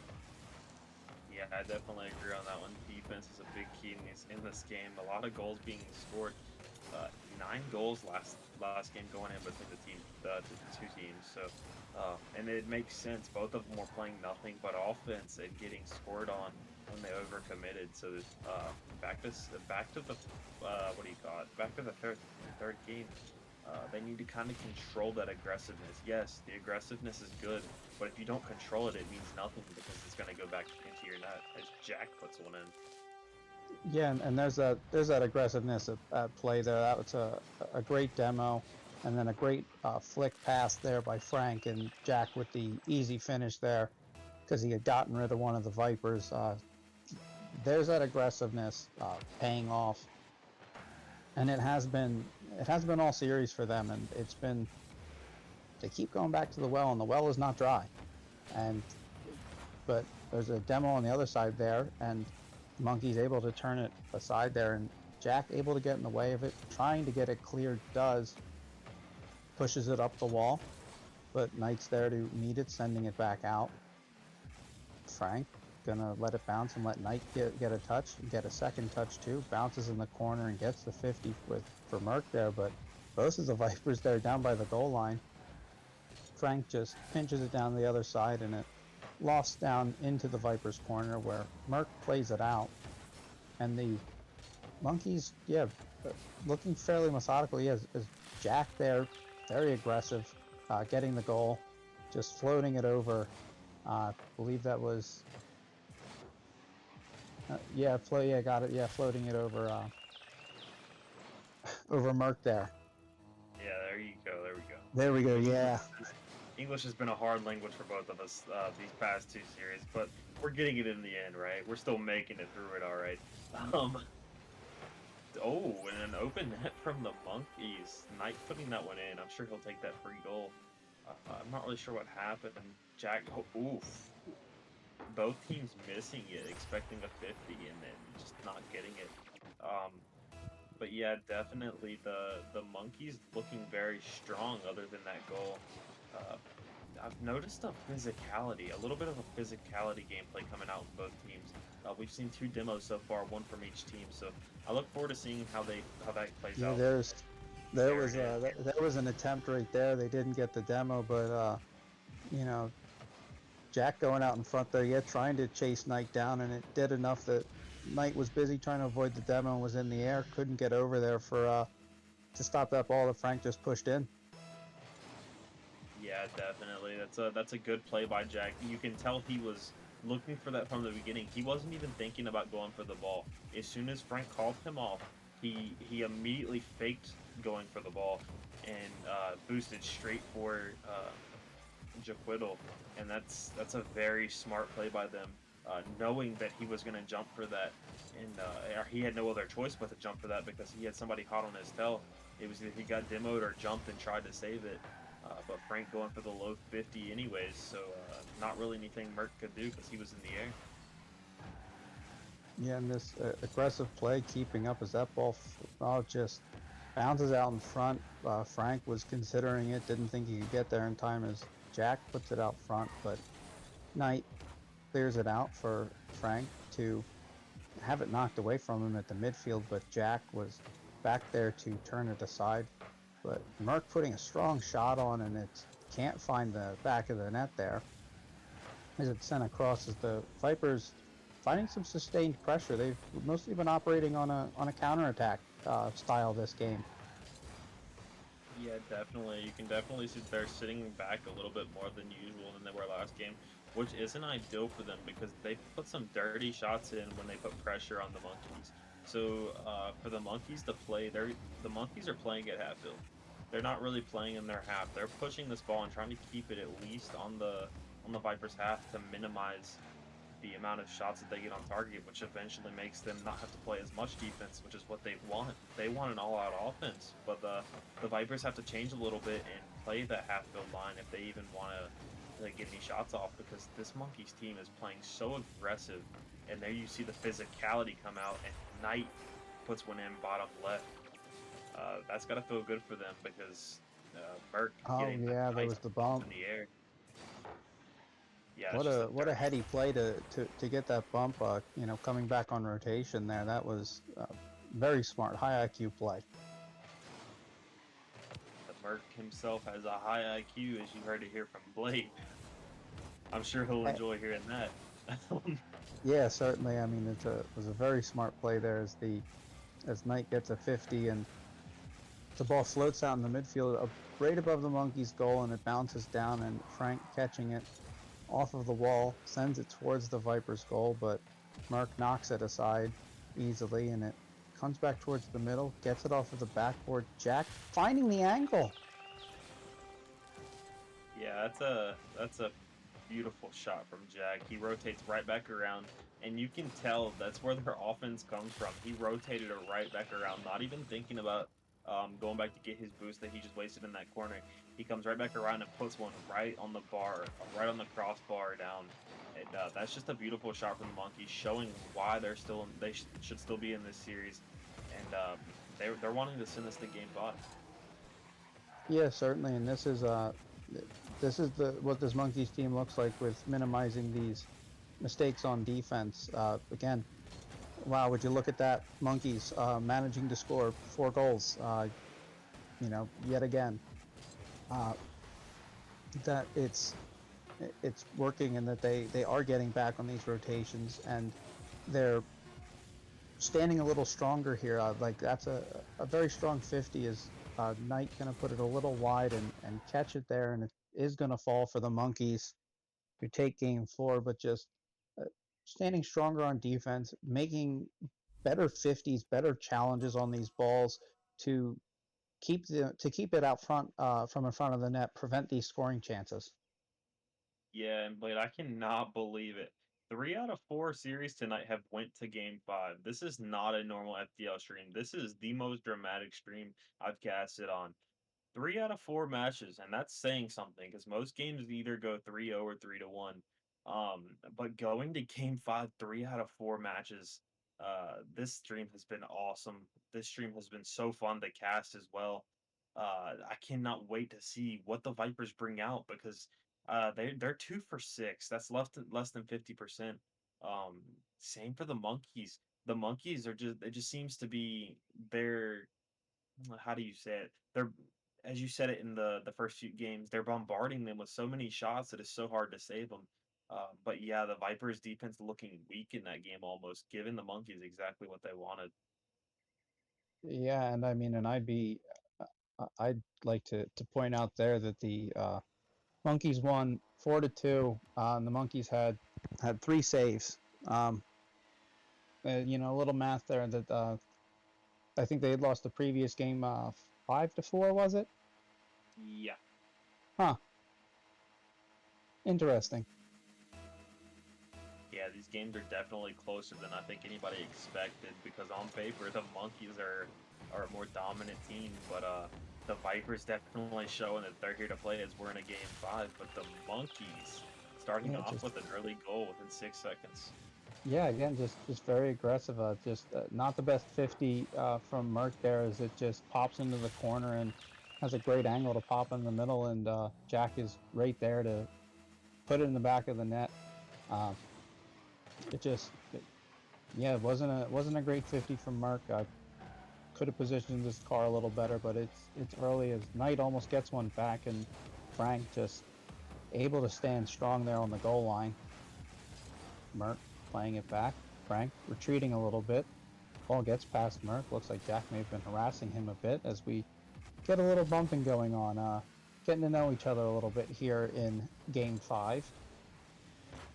As Jack's going to take that one out of the air and find the bottom left. Yeah, early in this game, Jack having no problems finding the back of that net. Knight pushing that ball right out in front of his net. That's not the ideal spot you want to clear that out. He was trying to get that to the other side of the field, but just not enough touches on it. And Merc completely leaving that for Boost, having full faith in Knight to get that clear, but faith is not what he needed to have right there as Jack gets the easiest goal of his life.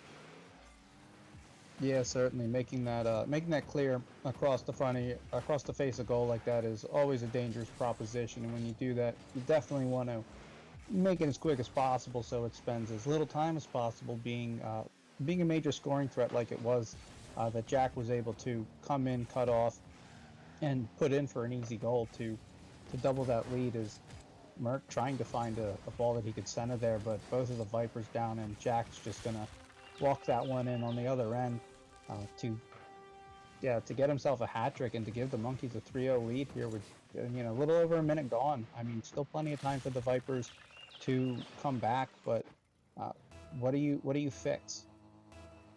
At this point with the Vipers, it's hard to tell what you fix. They're almost playing so fast. Did you see Merc going way too fast to even touch the ball? They're going way too fast for their own good. Yes, you have to outpace this Monkeys team, but if you can't even touch the ball, what's the point? I'd rather play slow and hit the ball than play fast and not even come close to it. So maybe slow themselves down a little bit more and focus on counterattacks for the Monkeys. But that's actually impressive. With a minute gone, Jack already has 3 goals. Make that 4 gone with 2 goals, 2 minutes left. This is impressive. The attack's coming from Jack right now. His shots are placed so well around this Vipers defense. I don't know what they're gonna do because they have 3 minutes and 3 minutes and 20 seconds left in this game. Who knows?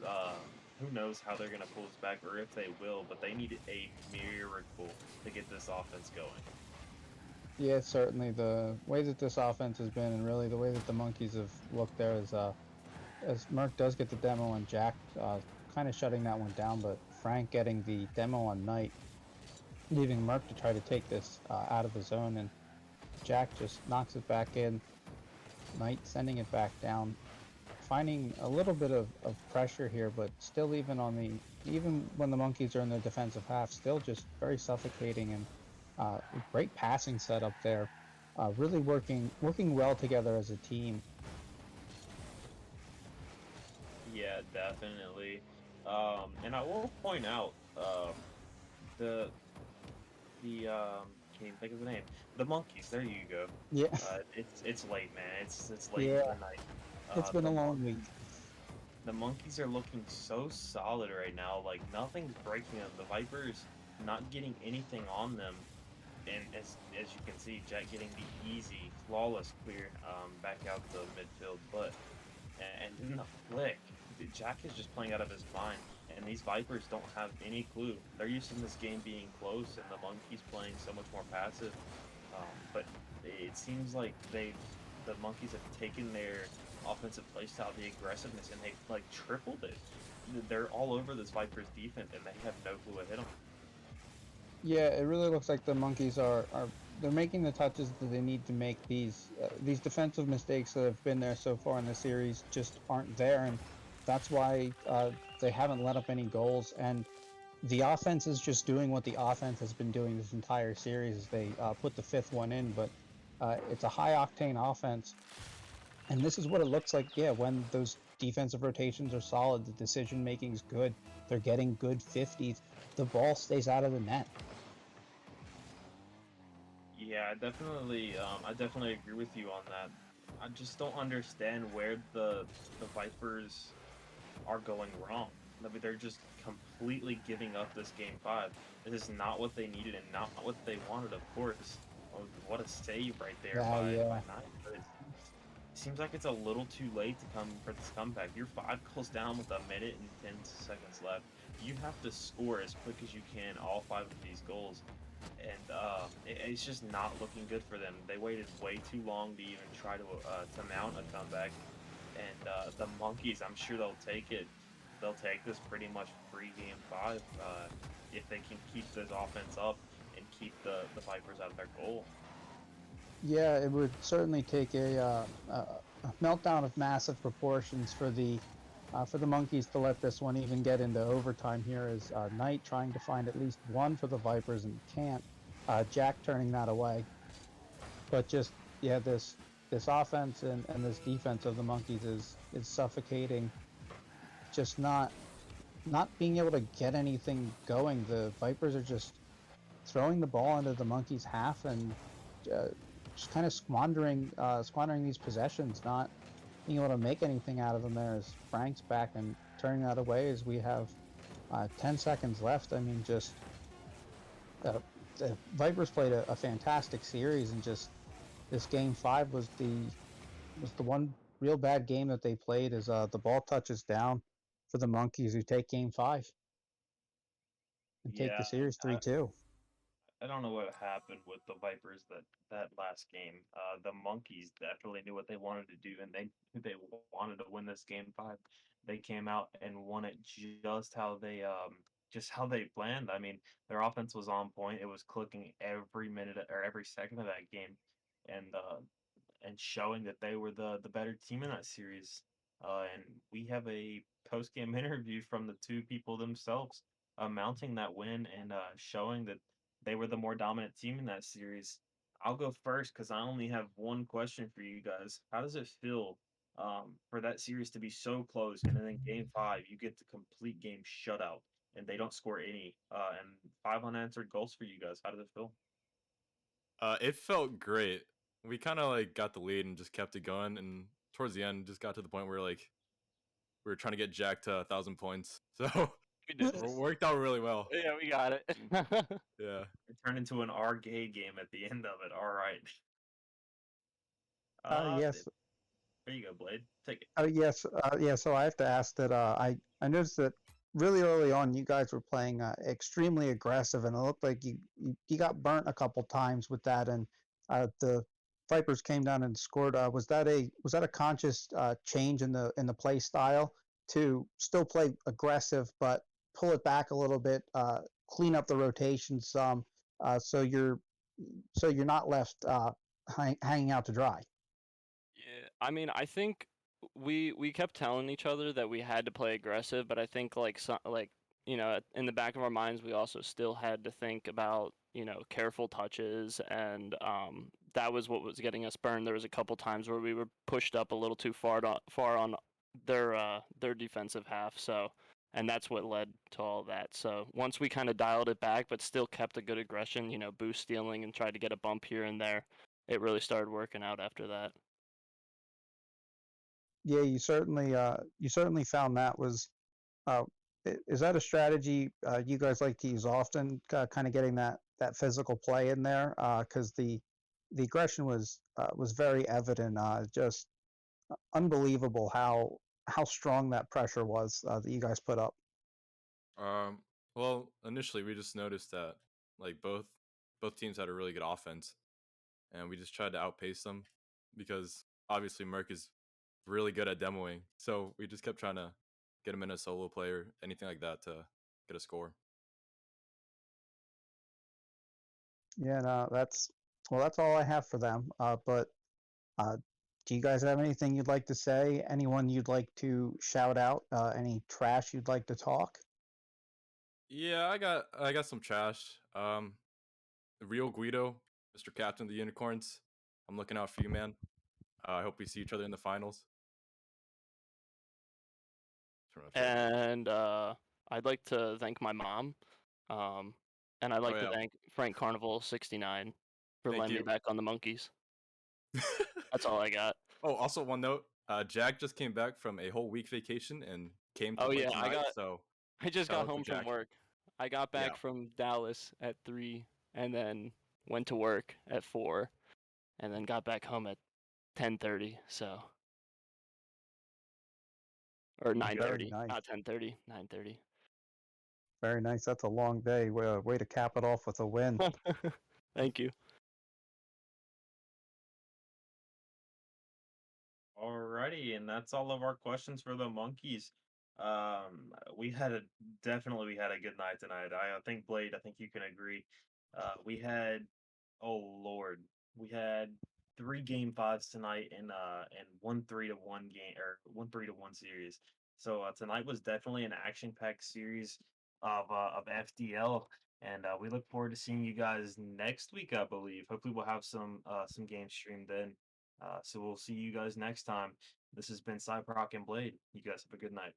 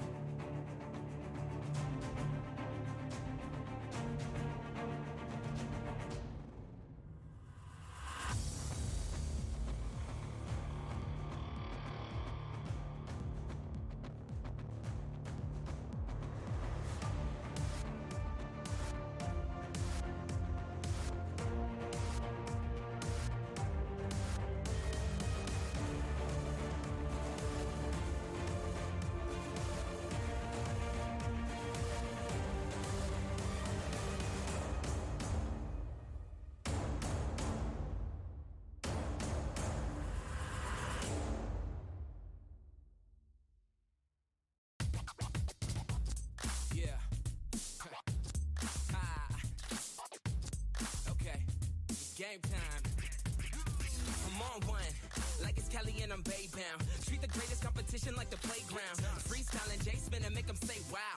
Then I beat the brakes off until I'm stay down. Became a king from a common man, and I turned my worst critics to my staunchest fans and worked at it until the world was believing. They gave them no choice but to see it. They say the greats always aim high. native with the hang time. That's why ain't no one can see us when it's game time. Let's go. They say the greats always aim high and still stay grounded at the same time. And so they see us got native with the hang time. That's why ain't no one can see us when it's game time.